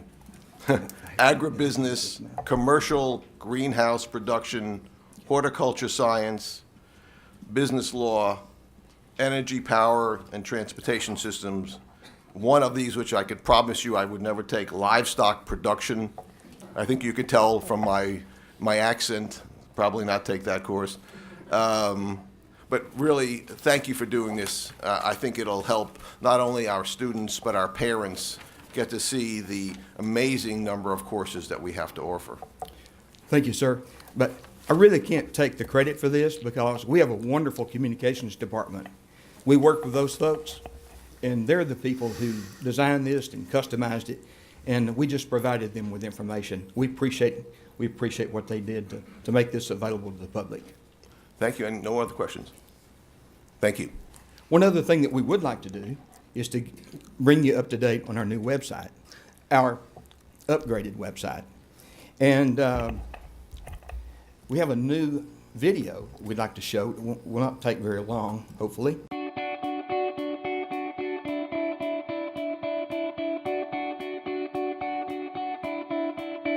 From audio-video production to automotive technology, business to building trades, culinary to cosmetology, and horticulture to health sciences, Garland ISD offers students the opportunity to explore career interests and gain employable skills through career and technical education.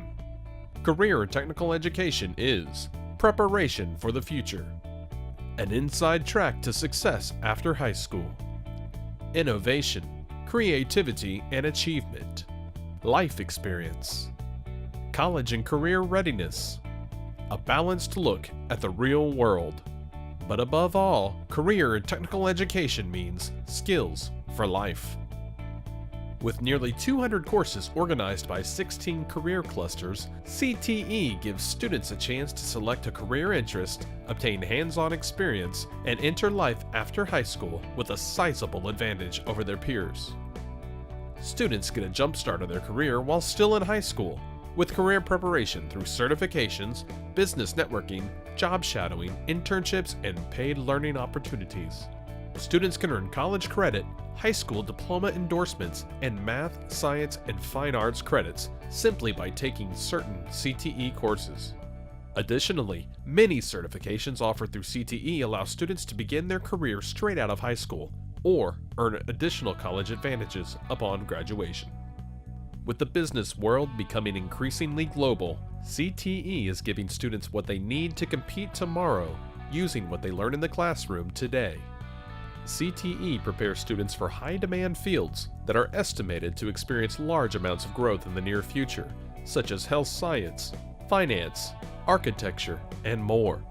Students enrolled in CTE courses are also encouraged to join related career and technical student organizations, which provide an opportunity for students to participate in a variety of activities, community service projects, and competitive events.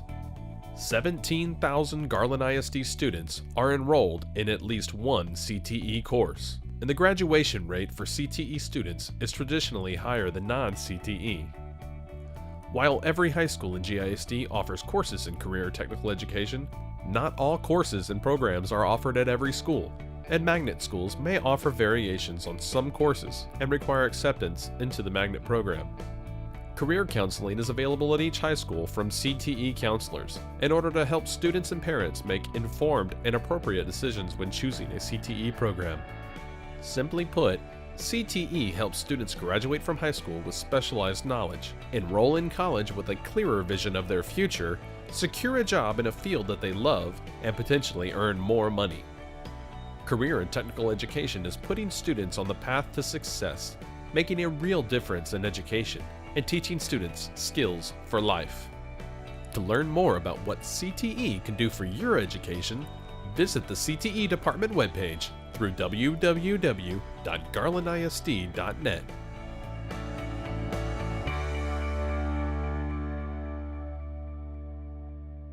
We're really proud of this. And once again, our friends and our colleagues at GRS-TV are responsible for putting this together. I'd like to call your attention also to the left margin. We have there places where you can click and go to certifications and organizations and college career options. All that's been mentioned in the video. There's one other thing that I'd like to show you, and if we could just check on, we'll just go to Arts, TV, Technology, and Communication. A new feature of the website.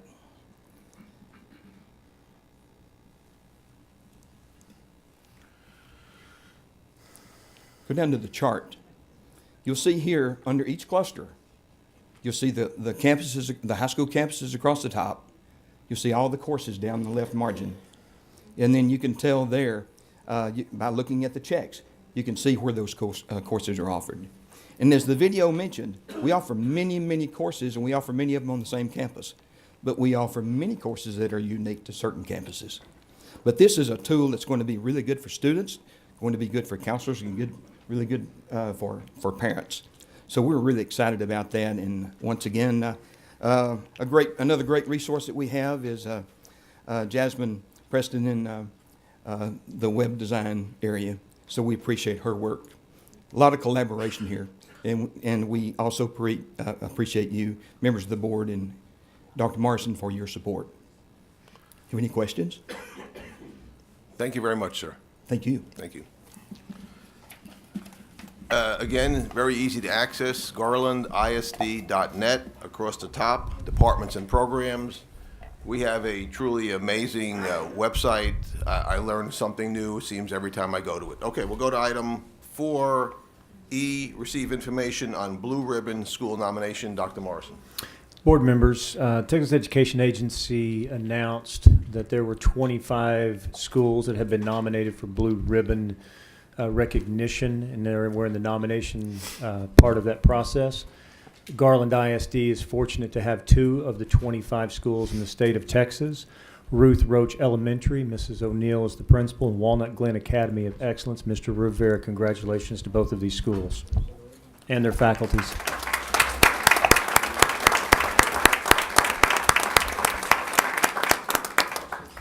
Okay, we'll go on to item 5, which is our public forum. I have several cards in front of me.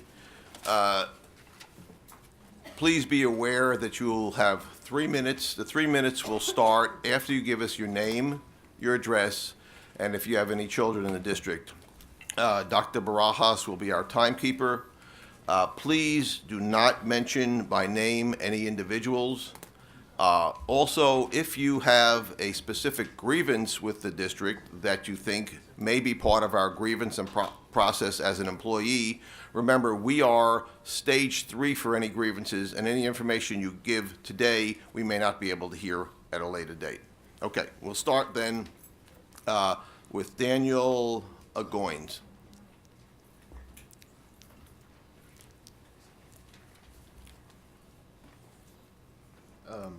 Hi, my name is Daniel Goins. I live at 2610 Brittany Drive, and I go to Garland High School.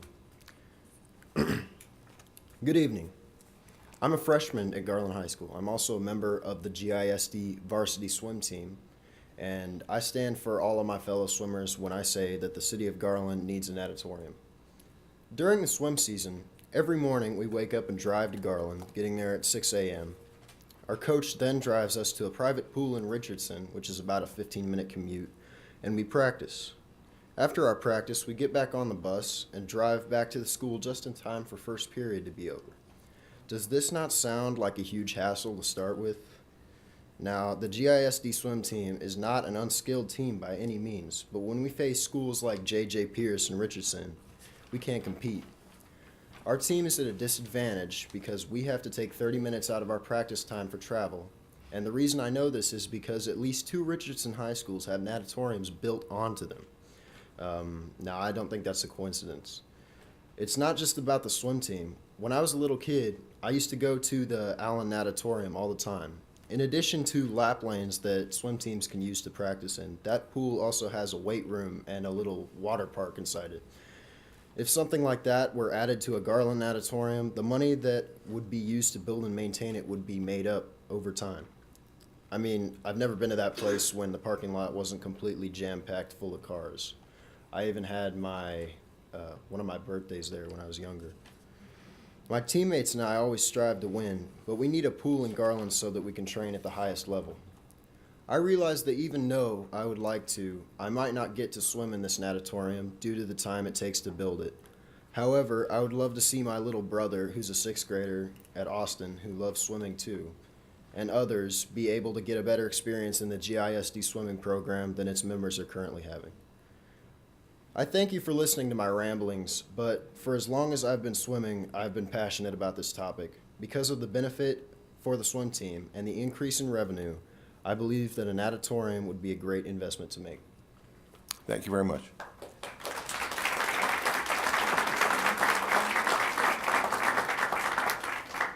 Amy Goins.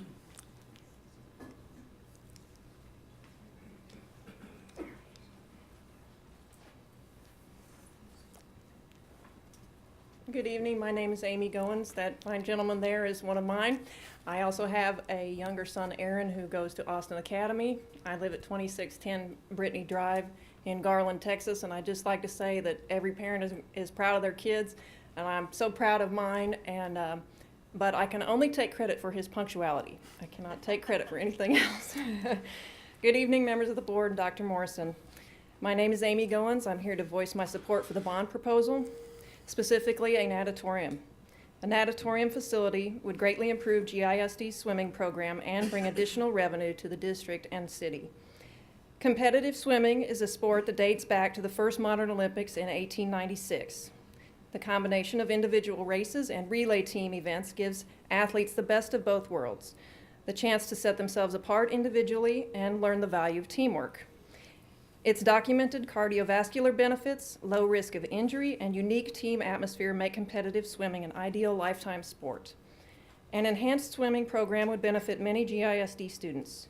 Section 28.002 of the Texas Education Code states in part, the physical education curriculum must enable students to develop the motor, self-management, knowledge, attitudes, and confidence necessary to participate in physical activity throughout life. Competitive swimming addresses all of these points. A natatorium would increase visibility of the swimming program and give many more students the opportunity to participate. My son Daniel has just completed his freshman season on the varsity swim team.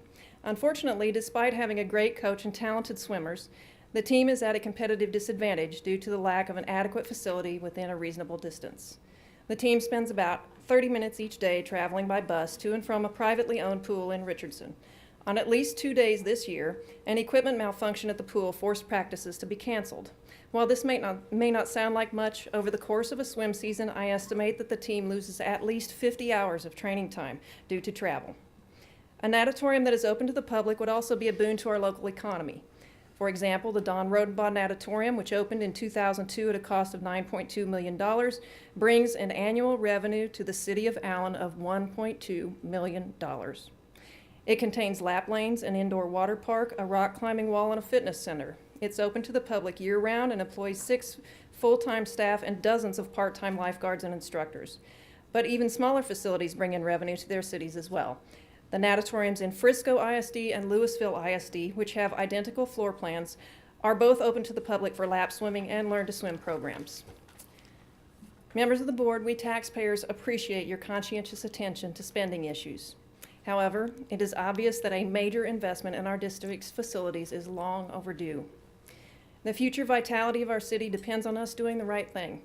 Therefore, I offer my volunteer efforts to help ensure passage of the bond proposal that includes a natatorium whenever the package is put to voters. I urge you to consider the points I have outlined, as well as the dedication and heart of our swimmer athletes as you make your decision. Thank you. Thank you very much.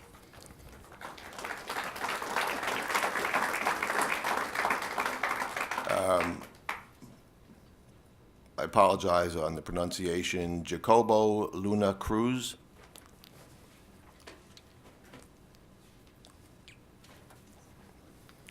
Hola, buenas noches. Good evening. My name is Mr. Luna. I teach at Naming Forest High School. I live in 7601 Churchill Way. Dear trustees of the school board and Dr. Morrison, we come to you with a broken heart and the hope that you will open your ears, your minds, and your hearts to the situation that the school district has put us through. We are Jacobo Luna Cruz, Francisco Marcano, Elizabeth Niño de Rivera, Alfonso Casares, Bernardo Montes, and Adolfo Guerrero. We're teachers here who were in the process to become permanent residents. We came to America because we believe in the country. This is the country of progress, liberty, and justice. We believe in the American dream, in which each of us has to contribute to improve our society. We enter legally, following the procedures, requirements, and documentation that the government established for us to work in the U.S. and for us to work towards becoming American citizens. Imagine the shock we experienced in September 2013 when we were informed that the attorneys working for the legal firm contracted by the school district had been let go, that there were irregularities in our files, that we were paying fees from our own pockets that we were not supposed to. Can you imagine the fear and suffering we went through when we were made aware that we could be deported? In November, we were called to Human Resources to discuss our cases in person. In that meeting, we were told that even though we didn't do anything wrong, the district could not support the process to help us become permanent residents. The only offer on the table was a 1-year extension, and in the case of Mr. Montes, not even an extension was offered. We panicked, we were conflicted, and we were grief-stricken. The way the situation has been handled has affected us physically, psychologically, emotionally, and professionally, and has left us with irreparable damage in our personal and professional lives. You and my colleagues are here for the same reason, the best of our children. How do we explain to our students that we cannot be there anymore for them? How do we explain that our students, that when you're doing your best and you're improving your community, that's not enough because you're going to be let go, even deported? How do we defend the principles of justice and freedom where we cannot stand it right now? we feel betrayed and taken advantage of. Trustee is a noun that comes from trust. We come to you so that you do the right thing, and we have 3 requests. That the school district continue with the promise of the permanent residency, for we know it is legally possible. Number 2, that the school district sends letters to students, parents, and administrators in GISD, which clearly states that we haven't done anything wrong. And number 3, that the school board defends us from anyone in the school districts who may retaliate against us because of the matters we have expressed here today. Thank you so very much.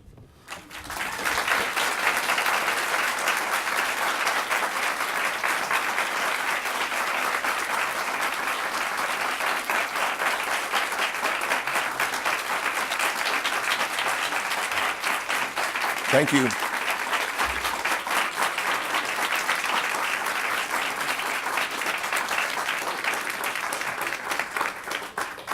Sarah James.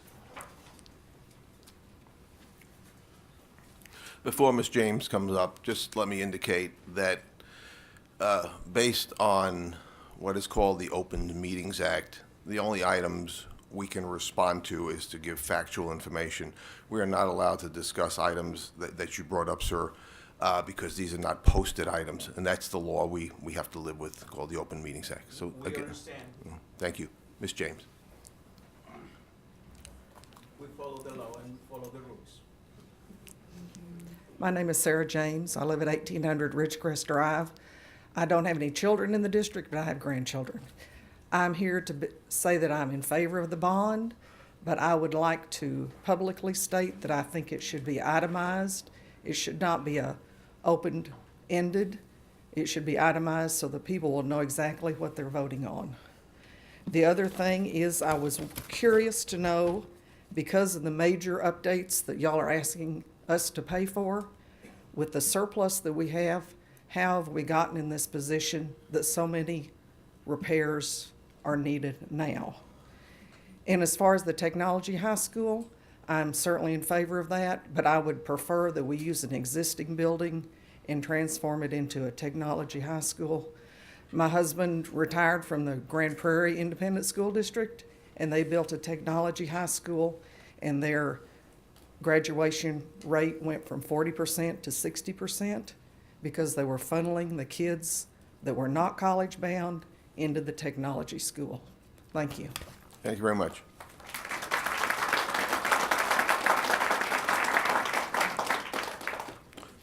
Heather Lawley.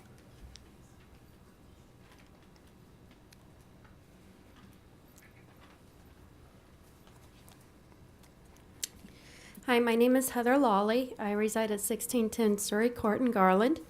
I have an IB graduate from GHS, class of 2013, and 4 other kids right behind him, and they're all in gifted and talented. Greetings, President Glick, Superintendent Dr. Morrison, and trustees of the board.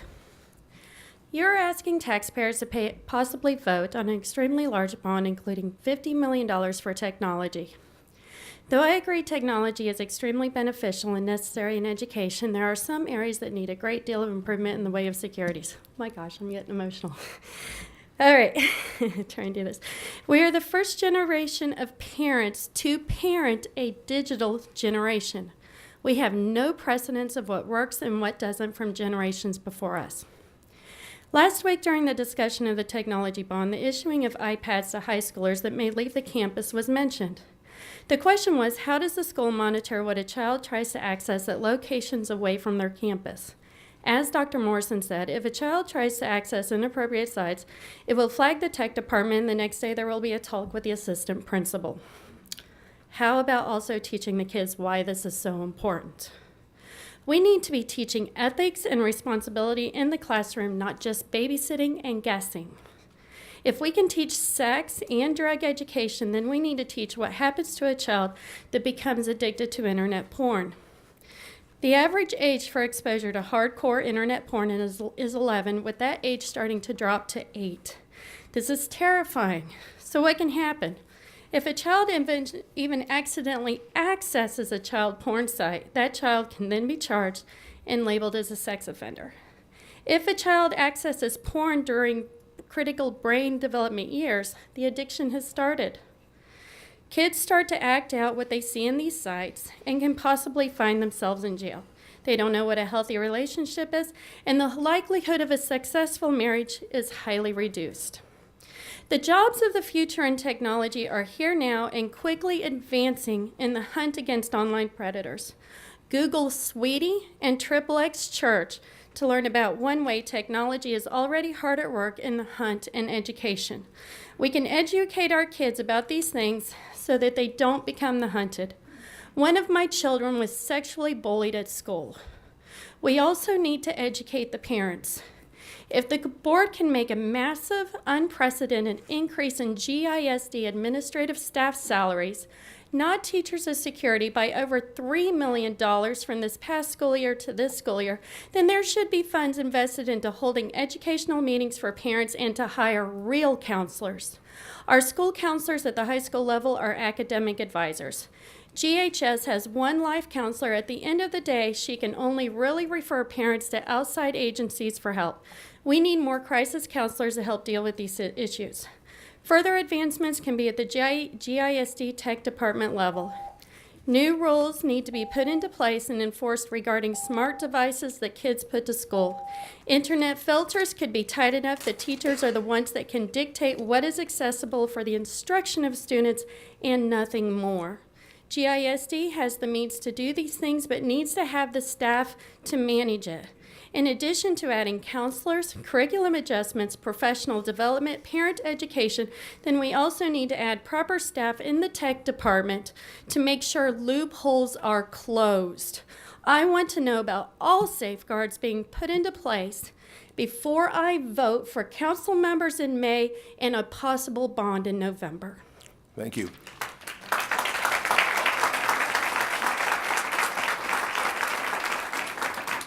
Lawrence Jones III.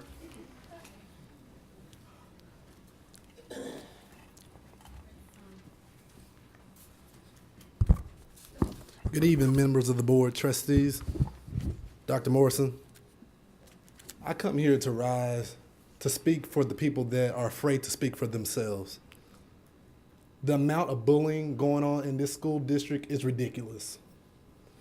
You see, in Garland, and the quote has been said frequently by our chief official that he's tired of hearing about Garland. But let me make it clear, in Garland, we're a family. And when one member of our family is attacked, it attacks us all. Today we have an empty seat today, and it's unacceptable. There's no transparency. And we send 7 members to speak for us. You see, we send you guys, and then you guys in turn reflect on the vision that we have elected you guys to do so. But our vision is not going forward. The time is running out. Because see, these people that sit in these chairs, they're upset, and they have a right to be upset. When I questioned the school district on the amount of funds that were being to the budget and administration officials raising $3 million increase, you know what happened? He bullied me, called the police on me, and said I impostered an employee of the school district. Why do I need to do that? I was an employee of the school district, a student, and I just finished a national investigation. So who do I need to impersonate? Who do I need to act like? But this is the way business is handled. So if the people that sit in these seats cannot represent the people, then maybe we need somebody in these seats to take over these seats. And I yield back the balance of my time.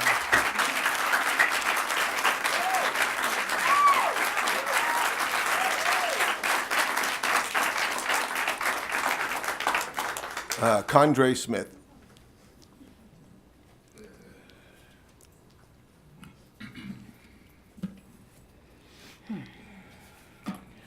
Good evening, board members. My name is Kendra Smith. I am an ordained pastor, well as a parent of GISD and a independent contracted vendor. My program is called High Fever Prevention Early Intervention Program. The purpose of me approaching this board meeting today is I submitted a written petition to all board members on December 6th by email and addressed the board publicly December 10th in a request to a closed hearing due to the personal nature of how things was mismanaged by administrators. My request was disregarded as of today. I'm not here to play the blame and shame game, but the injustice that was done to me as an independent contractor and providing services for at-risk students and try to bridge the gap.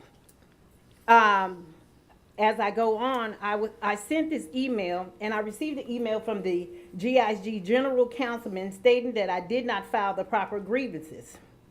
When I asked the superintendent and assistant superintendent what was the proper way to file the grievance procedure, I was forwarded an email by one of their secretaries that gave me the proper way. But the general counsel stated to me in an email that was stated, he stated this: to clarify, you are not now, nor have you been, an employee or independent contractor with GISD. You have indicated that you were not pleased with recent interactions with the district in your attempt to become an independent contractor.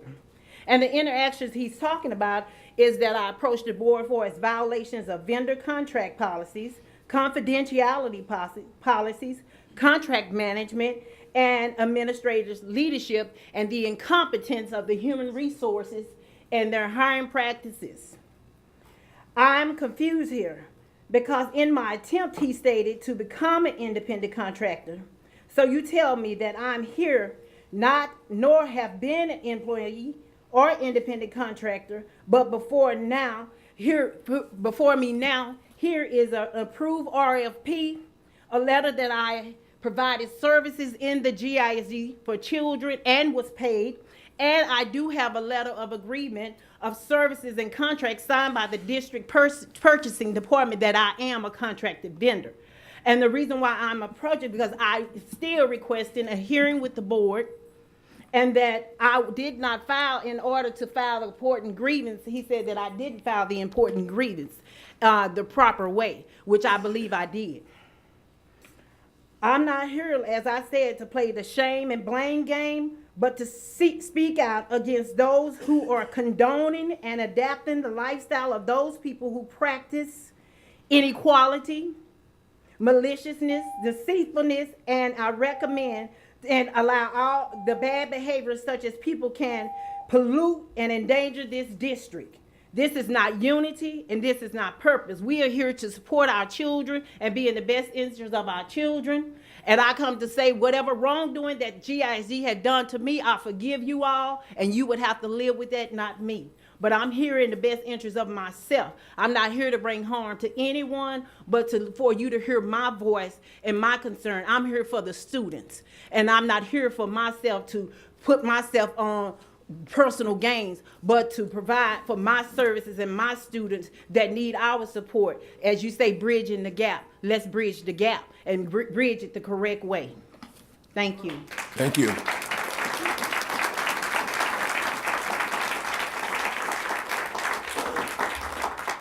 Deborah Simmons.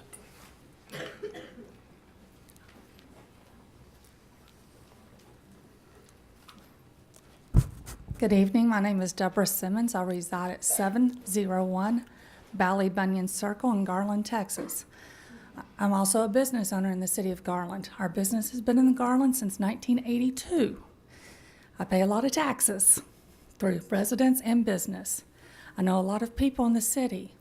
I have a student that's a graduate of Garland High School, 2013, that is now attending the University of Alabama. I have a freshman at Garland. I've been getting a lot of phone calls since I put my name out there of my concerns with the GISD and what's going on this year. I've had teachers call me, refusing to put their name in writing just to me as a mom and a parent and a resident, saying they're afraid. One word kept repeating, and these were teachers from almost every school in the district that do not know each other. That word was bully.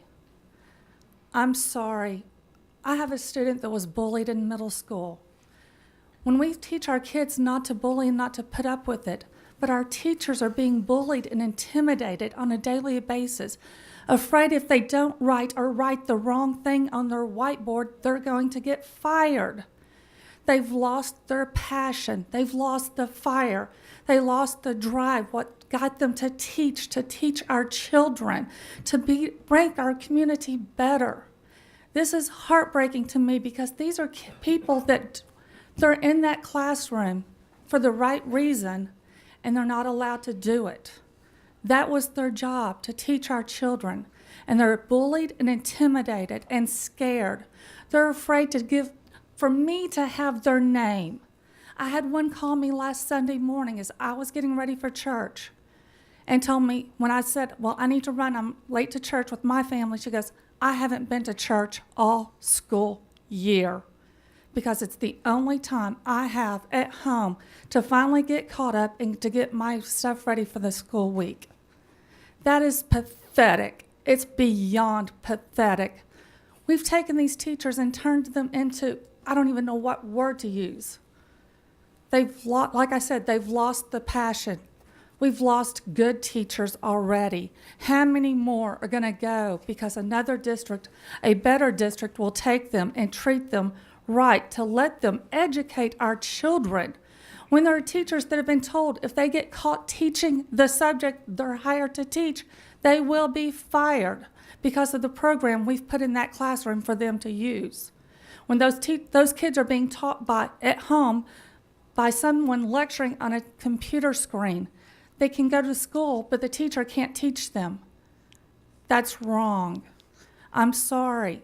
I have a child that's graduated. I want her sister to follow in her footsteps. I was once very proud of Garland ISD and would defend it to every supporter in the Dallas area and turned many people on to the good things of the Garland ISD. I can't do that now. Thank you.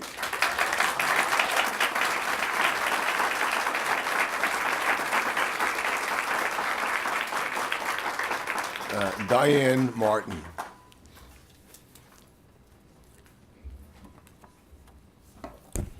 Good evening. From my accent, you can hear that I'm not an American. My name is Diane Martin. I am a teacher at Naaman Forest High School and at Lakeview Centennial High School. I live at 333 Melrose Drive in Richardson. And good evening to the members of the board and to Dr. Morrison. I actually came into this country 16 years ago as an immigrant. I was due to work for a state representative, as I had worked in the South African State Department with Mr. Nelson Mandela. I left because of the violence and the terrible things that were going on in my country.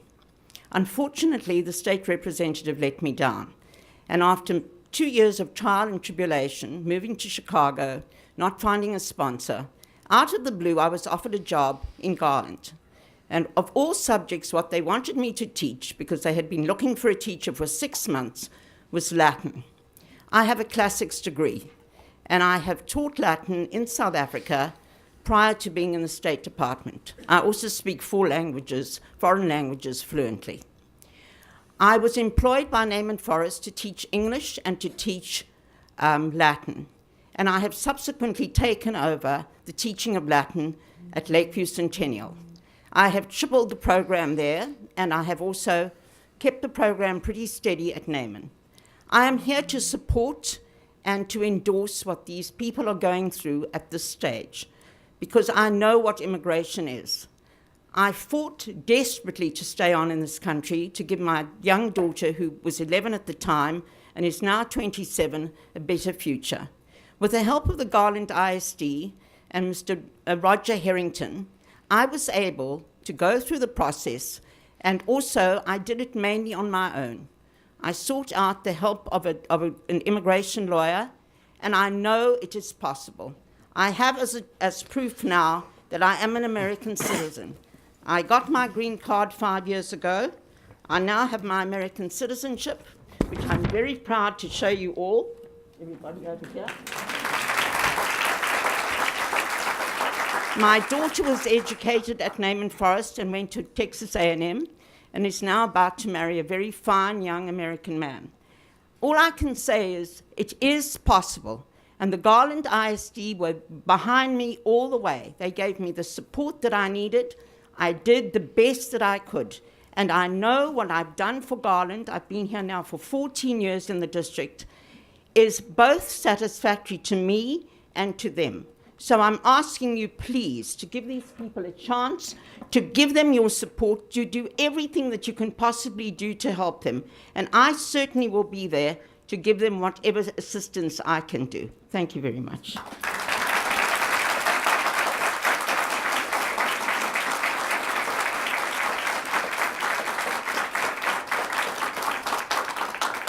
Audra Moses.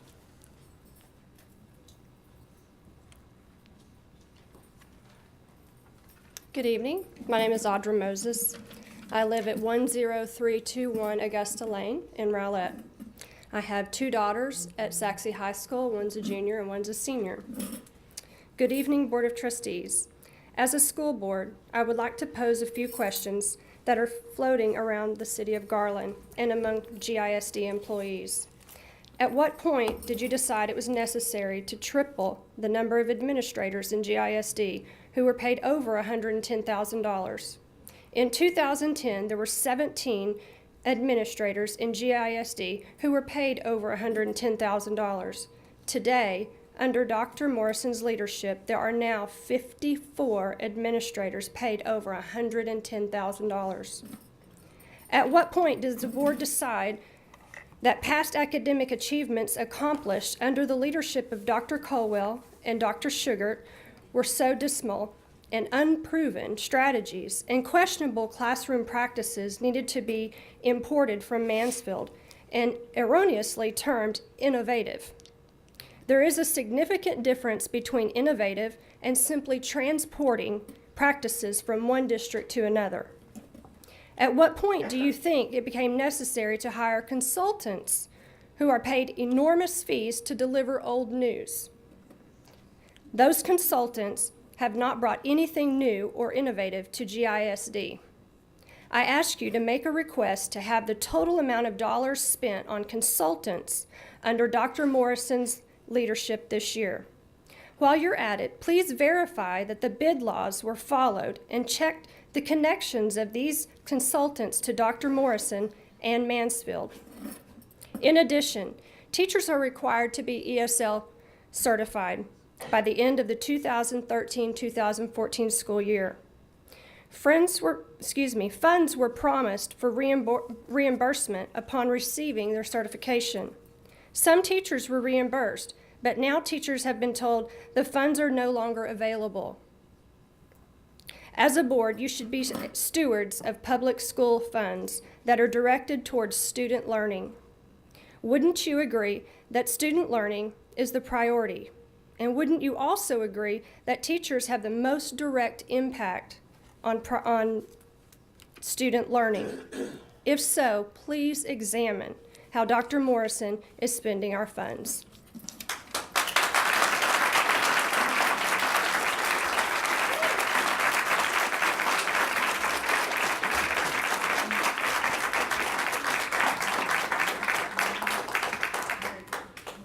Just a factual response to Ms. Moses on the indications of salary increases. In the 2012-2013 year, there were 31 employees at that level. We then gave all the employees of the district a 3% raise. Superintendent, teachers, assistant superintendents, every employee. Point of order. Let me just finish, Ms. Griffin, okay? Okay. All right. At least 12 of the people who were under the limit then went over the limit based on the salary increase. 85% of those dollars that are being talked about this evening went to current GISD employees at the time. Ms. Griffin? I was just trying to figure out what were we responding to. Yeah, just the information about the amount of money was spent on administrators.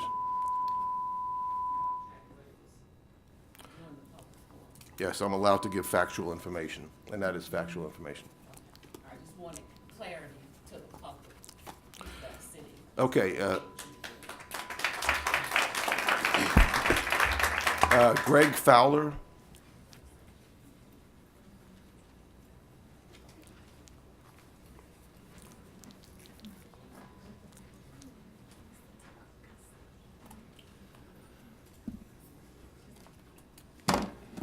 How y'all doing today? My name's Greg Fowler. I'm the owner of the Taco Casa located at 6118 Broadway Boulevard and I-30 here in Garland. And today, what brings me here is several concerns that I've witnessed in my community. Being in the retail business, restaurant business, we get to see a lot of various different clientele that come in and talk. They will be regular customers, school district employees, they may be educators. They range from every aspect of or walk of life. But what I'm seeing right now that gravely disturbs me is that this district has been turned upside down. It's ridiculous. And for us to sit there and be picking the fly poop out of the pepper, we're gonna have to start turning this thing back around. I just don't understand it. And as a business owner, for 7 years, we've supported the programs at the Garland Independent School District through scholarship, Garland FFA, 4-area high school football programs, basketball programs. We're an outstanding supporter of Lakeview basketball. The other thing, we've given out scholarships. We donate food sources and stuff for fundraising with a lot of people that are connected with the GISD. We typically, on average, for the past 7 years, have been averaging about $30,000 worth of scholarship and sponsorship annually. Under the current new administration, I've seen change that is, in my opinion, not business friendly. In years past, we were able to advertise our business through a sponsorship of a booster program, i.e. Possibly Lakeview or South Garland. We were able to display a banner in the gymnasium year round. I was told at the beginning of this basketball season, for that same fee, I get to display that banner for a week. Now you tell me where the value of company sponsorship into the district is worth 1 week. I was floored to sit there and have that kind of statement come up. And that statement was from the administration. So I think that the current administration is not business friendly to our community.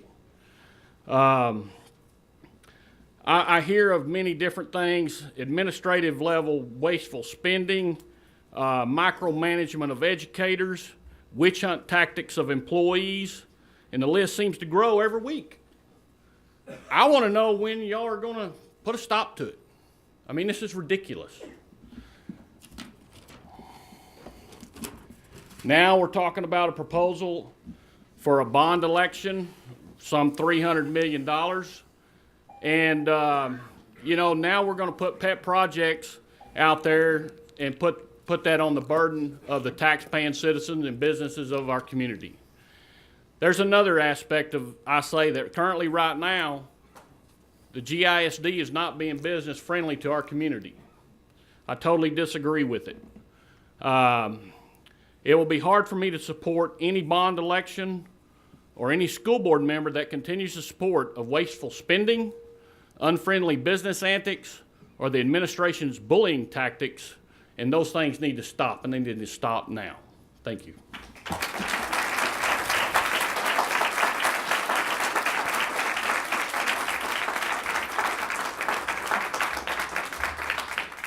John Bray.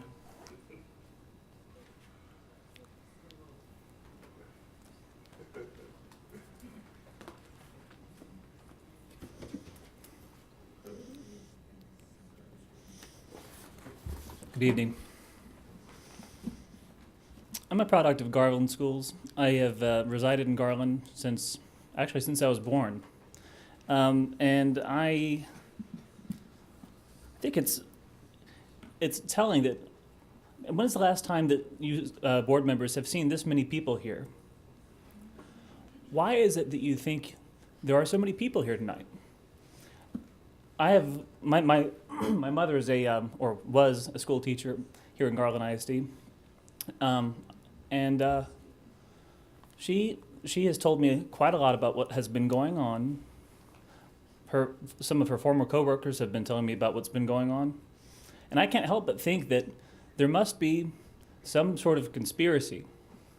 Now, before I get too far into it, let me just talk about what federal law says. Federal law says, essentially, that any employer who, and I'm saying this, by the way, because for informational purposes only, because I don't think that enough people are aware of this, that when an employer engages in a scheme of conduct to terminate or incentivize the retirement of people or incentivize the disemployment of people who are over the age of 40, that is violative of the ADEA and can be enforced by the EEOC. Now, I'd like you to take a look at all the people that are out here. How many of these people are over the age of 40? How many people do you think that are not here that are probably represented by the people that are here? I don't really even have to tell you much more than that. I just think that you need to consider that. That's my first point. My second point, I'll make it short. I also think it's important that you keep in mind some of the other initiatives that, from what I understand, are being investigated by Homeland Security right now. I'm actually an immigration attorney, and I was inspired to become an immigration attorney by what basically by the benefits that I enjoyed from people like Diane Martin and from other people who immigrated through the PERM program and through the H-1B program. I was the only person, and from what I understand, I was the only person to take Latin AP, and I was only able to do that because of people like Diane Martin and because of people like these nice people right here. Now, I don't expect you to go into the specifics because I do understand you're limited by the Texas Open Meetings Act, but I just want you to take that into consideration, that essentially whenever you make a decision, think about how many people it affects, think about how many lives it's going to affect, and just consider the fact that you have an enormous burden on your shoulders, because what you do is going to truly impact countless lives. I just hope that you take the right actions, you take actions that are going to benefit our community, as opposed to what I've seen recently.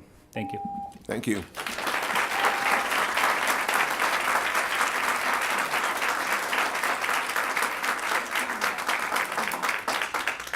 Marissa O'Day, I believe that's pronunciation, could be wrong.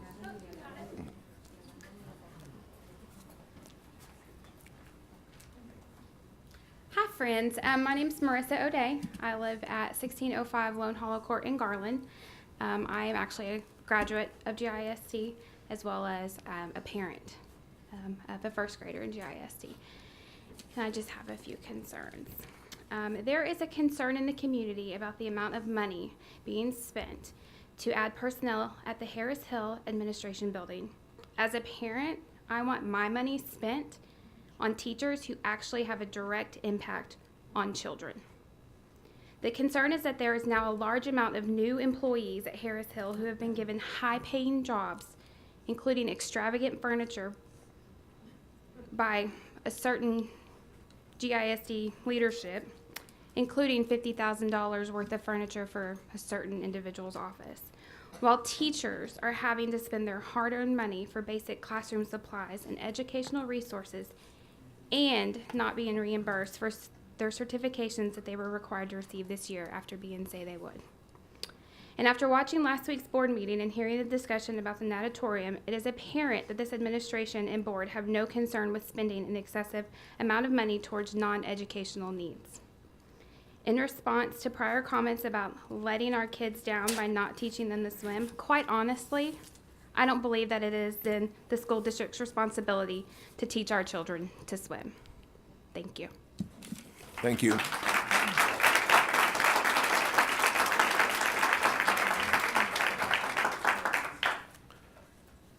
As board members, we hear things from citizens all the time.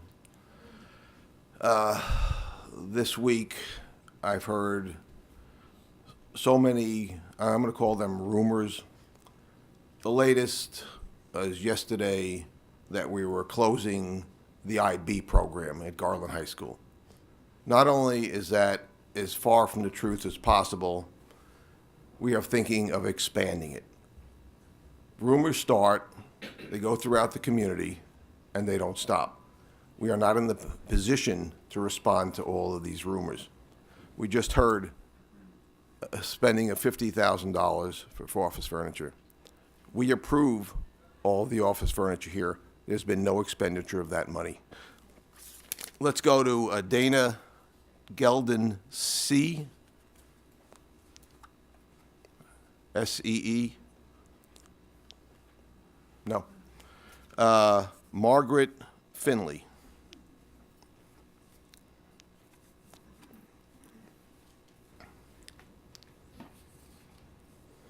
Good evening. My name is Margaret Finley. I reside at 3804 Trail Ridge Drive in Saxe, and I am a parent of 4 children currently within the GISD and 1 yet to come through. Mr. Glick and members of the school board, thank you for the opportunity to speak this evening. As I stated, I do have 4 children currently in the GISD. I am the past president of the PTA at both the Gifted and Talented Elementary Academy as well as the Gifted and Talented Middle School Academy. The dramatic changes that I have observed within the gifted programs, especially at the elementary level, are what concern me this evening. As my youngest will start kindergarten in the fall, I want to see the gifted programs and their curricula continue at the highest levels of rigor. For it is with these programs that our teachers excite all levels of students to explore new areas of learning.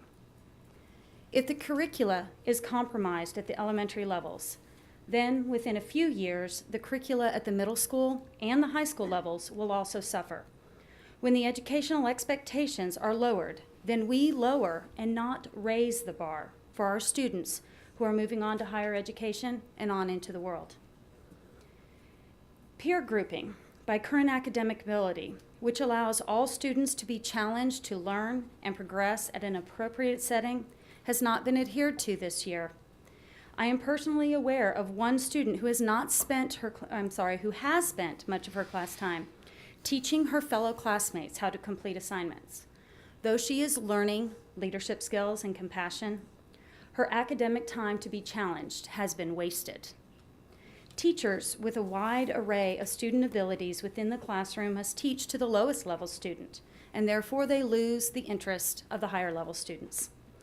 GT students have also reported that their daily work is far below their grade level, sometimes as much as 2 years below.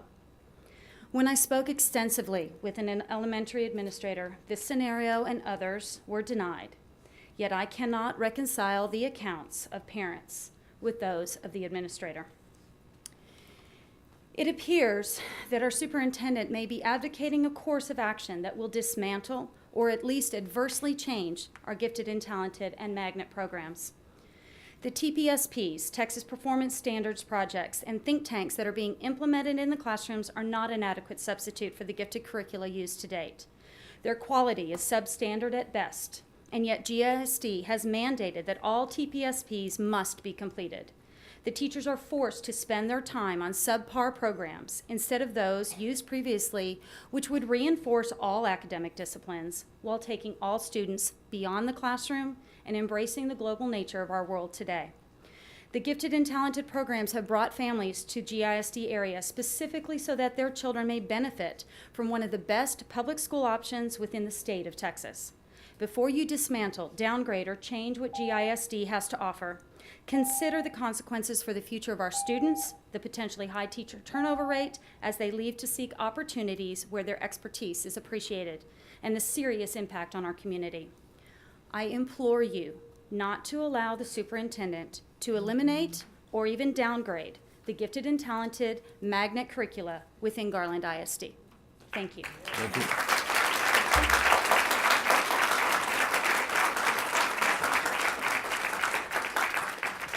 Rob McAngus.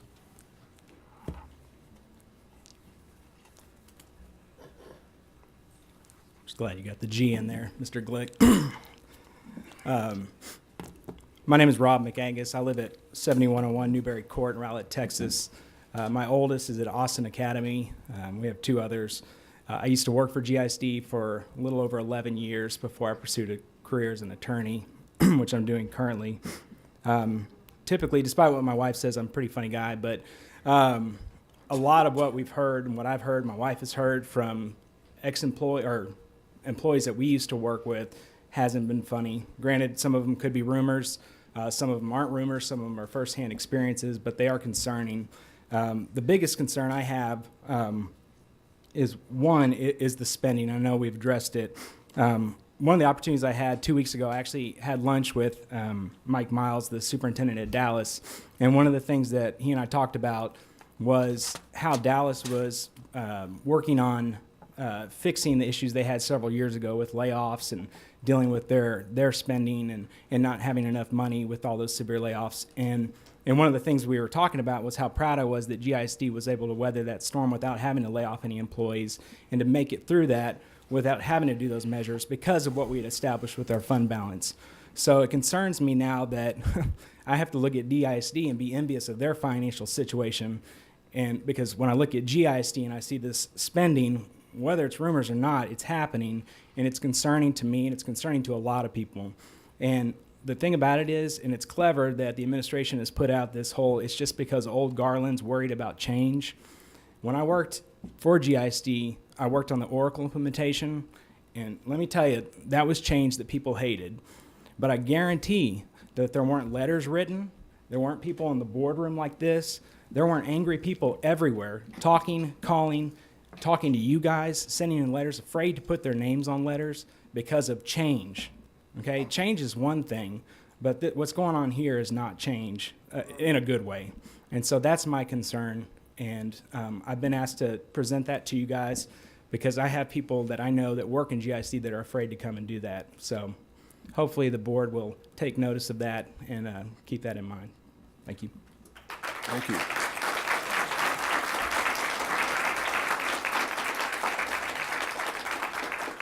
I have no other cards. Is there anybody else wishing to address the board this evening? We do thank you for coming out this evening.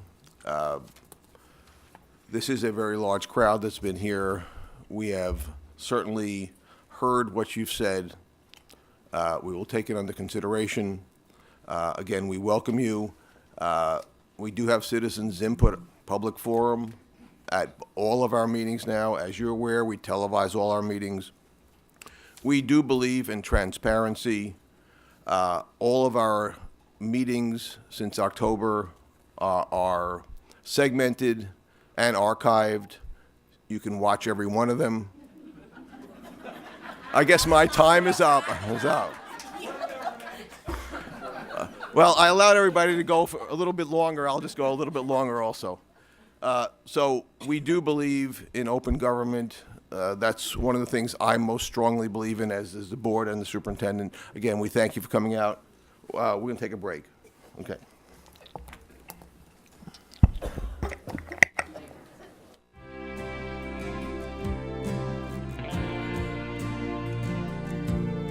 Okay, we're on item 6, which are our discussion items. We'll go to item 6A, review the Dr. Curtis Colwell Scholarship. Mr. Reimer.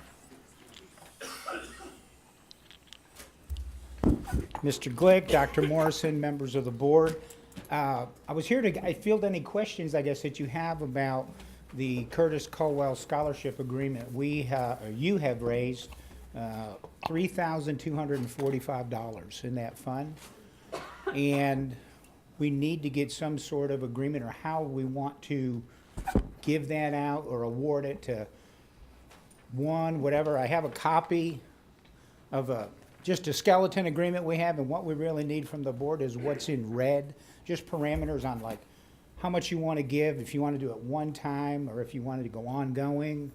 And then we can get it out to the counselors so we can have students apply for it. But, you know, I'd be happy to come sit with the board and a session, a work session, or whatever you'd like, and we could probably knock it out in about 30 minutes if we need to. Dr. Castaneda? Thank you, and thank you for your many years of service as the Best Foundation Director, Ms. Ryan. Yeah, so do we have this as a discussion item or as an action item? It's discussion. Okay, great. So the discussion then for us trustees, I'm your representative this year on the Best Foundation Board, is whether to award all of the amount at once and close out this award and account, or whether it's the will of the board to take on the duties of fundraising and endowing this scholarship in perpetuity. If you'd like my recommendation, I would be happy to share that. Proceed, please. Thank you. So my recommendation is that the funds that have been raised for the Curtis Caldwell Scholarship be allocated this year. Depending on what the will of the board is, we can either allocate one to each high school plus memorial pathways, or you can do split the award in some number of ways to award however many awards you wish. When we had discussed the scholarship in previous times, we discussed it as being available for students who were interested in going on in education. So that was the parameters that we discussed. But our decision that we will make at some future point is either to award all the funds and close out the account, or whether to commit to the fundraising and continuing the scholarship. And my recommendation is that we award it in however many scholarships you think are appropriate. At 8 scholarships for $3,200, that's approximately $400. So it's enough for 3 books at a college, for those of you that are college parents, or a semester, perhaps a part of a semester at a community college. So, it just kind of depends how the funds are allocated. But I would say, personally, I would favor one at each of our high schools plus memorial pathways, because that will give every school and every counselor the opportunity to see a student recognized. But that's up to the will of the board at the future meeting at which a discussion and vote will take place. Anybody else have any comments at this point? Ms. Griffin? I think it's an excellent idea. Anybody else? Mr. Axe? Me too. Mr. Nag? Me too. Mr. Lambert? Mr. Luna? Yeah, I agree. I'd like to see a recommendation with regard to the amount and also the selection criteria. Yep. We can bring those at a future meeting. Well, I think we need to move this fairly quickly so we can get the criteria, know what the criteria is, and get it out to the schools so we can get applications in. Correct. So, do you want to work that up for us, sir? Well, I need you to come up with the parameters, and I can put the document together as soon as. I'll work on it. Okay. Okay. He's got a whole new role. That's all right. I'll take care of this. Okay. Is Ms. Armstrong still here? And Pam is available as well. She's as familiar with this. What's the timing for the common scholarship? We're in the process now. Students fill out scholarships. It usually goes through March that we get the approval. Okay, so we're going to need something for approval at one of our meetings in the next month. Okay? Not a problem. Okay, great. Thank you. Thank Okay, you. let's go to item 6B, trustees exchange of information. Anybody want to start? I'll start. Ms. Griffin? I had the honor and privilege today to read to first graders at Stevens Elementary, and I was amazed at the order, the respect, the character that the students displayed, and then their listening skills and critical thinking skills as I read a story and I came back and asked questions. And it just reminded me of the picture I saw in my mind of every classroom in our district, of where teaching and learning is taking place. And I'd just like to encourage all of our teachers to stay the course, because the students are listening, because some of the questions and the summary thought of the book that I read, I was floored by the answers correctly from first graders. So teachers, just keep doing a good job. Anybody else? Mr. Nag?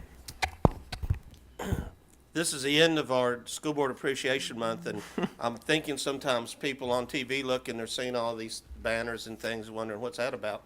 And I just want to say again how much the board appreciates all the work the students and teachers did, sending us all this wonderful stuff. And if you don't know, they send us all these great letters, and they send us coffee cups sometimes, and they send candy, which I give to my wife. And I was going through all the stuff that I carried home after our big night that night, and I found in my box of stuff a brand new pair of socks. Yes. Did y'all get socks? Yes. Okay, I was so worried that some teacher had bought some new socks and was going all over the house looking for them, and I know I bought the socks. And I was going to offer to make them available if she could identify them. But if all the guys got socks, I'm good. I'm good. Thank you. Very good. Thank you. Okay, anybody else? Mr. Axe? I'm going to talk about a future event. Next Monday, I get to go and read with the students at Hillside Academy, and it's in celebration of Dr. Seuss's birthday, which is actually Sunday, and that is NEA's Read Across America, which will be celebrated in many of the buildings in the district. And I'm going to read One Fish, Two Fish, which takes care of my abilities in math. Mr. Lambert? Garland has been asked to present with regard to facilities assessment as well as strategic planning at the Texas Association of School Boards Winter Governance Seminar, and I'll be speaking on that on Friday. And so we're glad that our process for both of those things are being recognized, and looking forward to speaking. Anybody else? Dr. Castaneda? And I will also be speaking this Saturday, but at the Bilingual Educators Association of the Metroplex. I'll be on a panel with a superintendent and a couple of other board members talking about bilingual education and getting much help from Ms. Terry. So thank you, Ms. Terry. Anybody else? Our Curtis Colwell Center had the honor of holding this year's school year our second UIL state championships. We initially held the UIL volleyball, and last weekend UIL wrestling for the first time in our district was held. I was there on Friday. It was literally packed with schools from all over the state. I knew almost nothing. Let's say I knew nothing about wrestling. Luckily, the first person I came across was the UIL doctor, who's also a referee, and he explained it to me. Well, it was funny. I asked him, so have you had any cases so far while you're here? And he said, well, I had a few stitches, a dislocated elbow, a young lady passed out for about 5 minutes, and then while we were speaking, his cell phone went off, and he had an injury back in the warm-up area. But again, from speaking to many of the UIL officials, they love our facility, and I believe they'll be back. And again, a great recognition for our district, and every parent that I spoke to and many of the wrestlers really enjoyed it. Also, today was the first time our subcommittee on policy met, Mr. Nag, Mr. Lambert, and Mr. Axe. We talk about how our district gets run, and it's based on our policies. And they're going to go through all of our local policies. That's the first time in history of this district that I am aware of. There's been a review of our policies, and hopefully they will come up with some interesting recommendations for us as they move forward. Anybody else? Okay, let's go to item 6C, review of our calendar. As Mr. Lambert indicated, he will be attending the Winter Government Conference in Corpus Christi. Several of us will be at the UT School Law Conference in Austin as the month comes to an end. We have a board work session scheduled for next Tuesday. We changed that from what would have been the normal board on the second Tuesday, 11th, because that's the school break is off for that week. Is there any interest in moving that meeting back to the 18th, or just leave it at the 4th? Anybody have any opinions?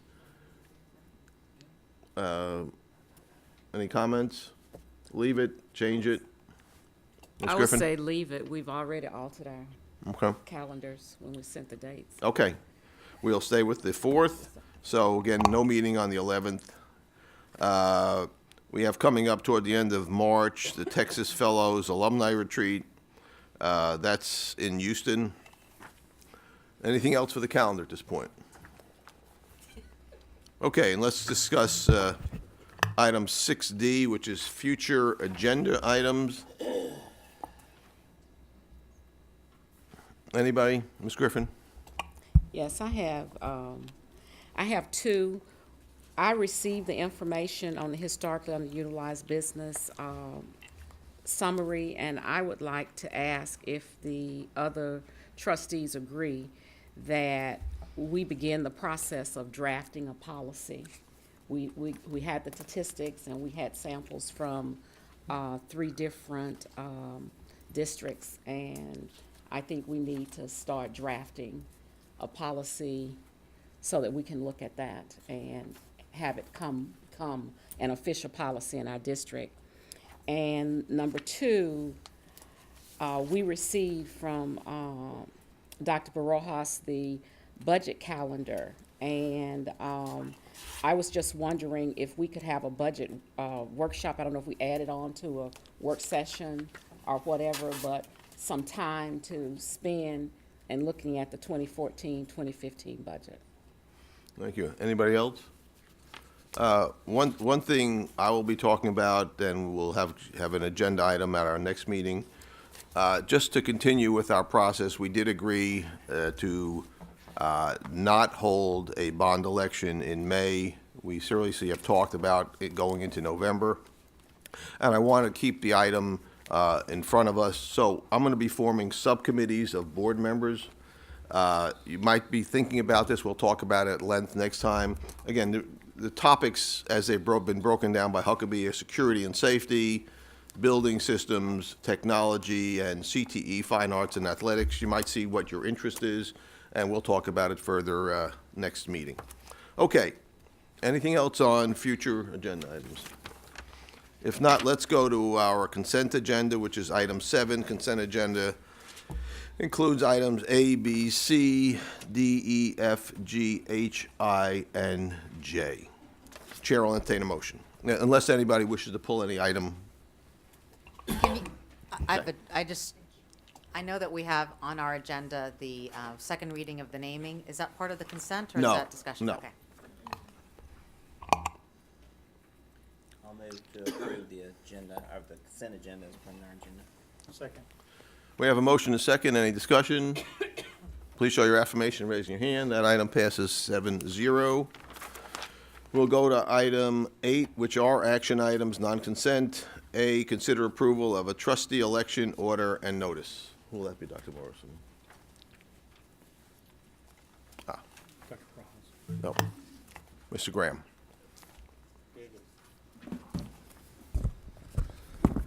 President Glick, Board of Trustees, you'll see action item A, consider approval of trustee election order and notice. Pretty standard. I think you'll see it compares pretty standardly to the ones that you've seen in the past. That has been edited and approved by the Dallas County Elections Office. So I'm happy to take any comment or questions you have on that. Any questions on item 8A? There being none, the chair will entertain a motion. Move approval of the trustee election order and notice as printed in our agenda. Second. We have a motion and a second. Any discussion? There being none, please show your affirmation, raise your hand. That item passes 7-0. Again, item 8B, consider approval of the joint election contract submitted by the Dallas County Elections Department. Mr. Graham. In that same vein, trustees, this is a very standard joint elections contract with Dallas County. It is almost identical to the one that you entered into in May of 2013. I think the dollar amount may be just a little bit higher, but I'm going ahead and recommend that you guys approve it. And I'll take any questions you have. Any questions? There being none, the chair will entertain a motion. Move approval of the joint election contract submitted by Dallas County Elections Department as printed in our agenda. We have a motion and a second. Any discussion? Please show your affirmation raising your hand. That item passes 7-0. On the advice of council, we're going to pull item 8C for further revision, and we will have it at our next agenda. Okay. Let's go to item 9, the superintendent's report, tax report. Anybody have any questions on the tax report? Okay. We are now pleased then to go into closed executive session under section 551001. 3 different sections: private consultation, 551071 with our attorney, 551074 approval of personnel matters, and 551074 professional employees and administrative contracts.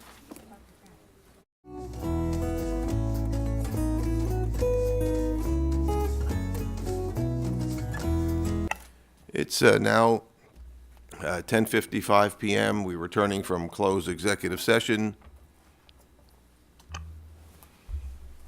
I hereby certify that nothing discussed was only what we were allowed to discuss under the law.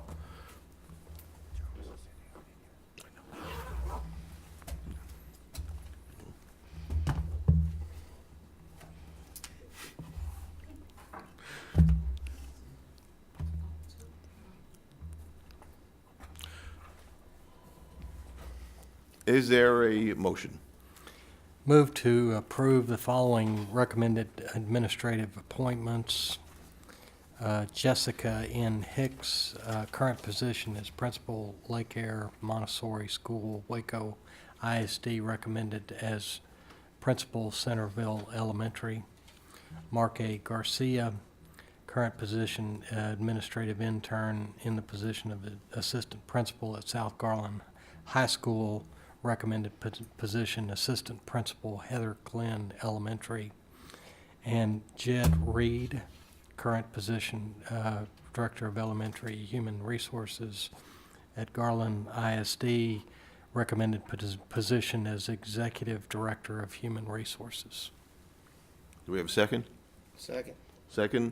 Any discussion? Please show your affirmation, raise your hand. That item passes 7-0. Motion for adjournment? So moved. What? Administrative contracts. Sorry. The administrative contracts we did back there. Need to be voted. Right. Okay, I'm sorry. Is there a motion on the contracts? Move to approve administrative contracts as presented to us. Second. Motion second. Any discussion? Show your affirmation, raising your hands. Now is there a motion for adjournment? Got it. Thank you.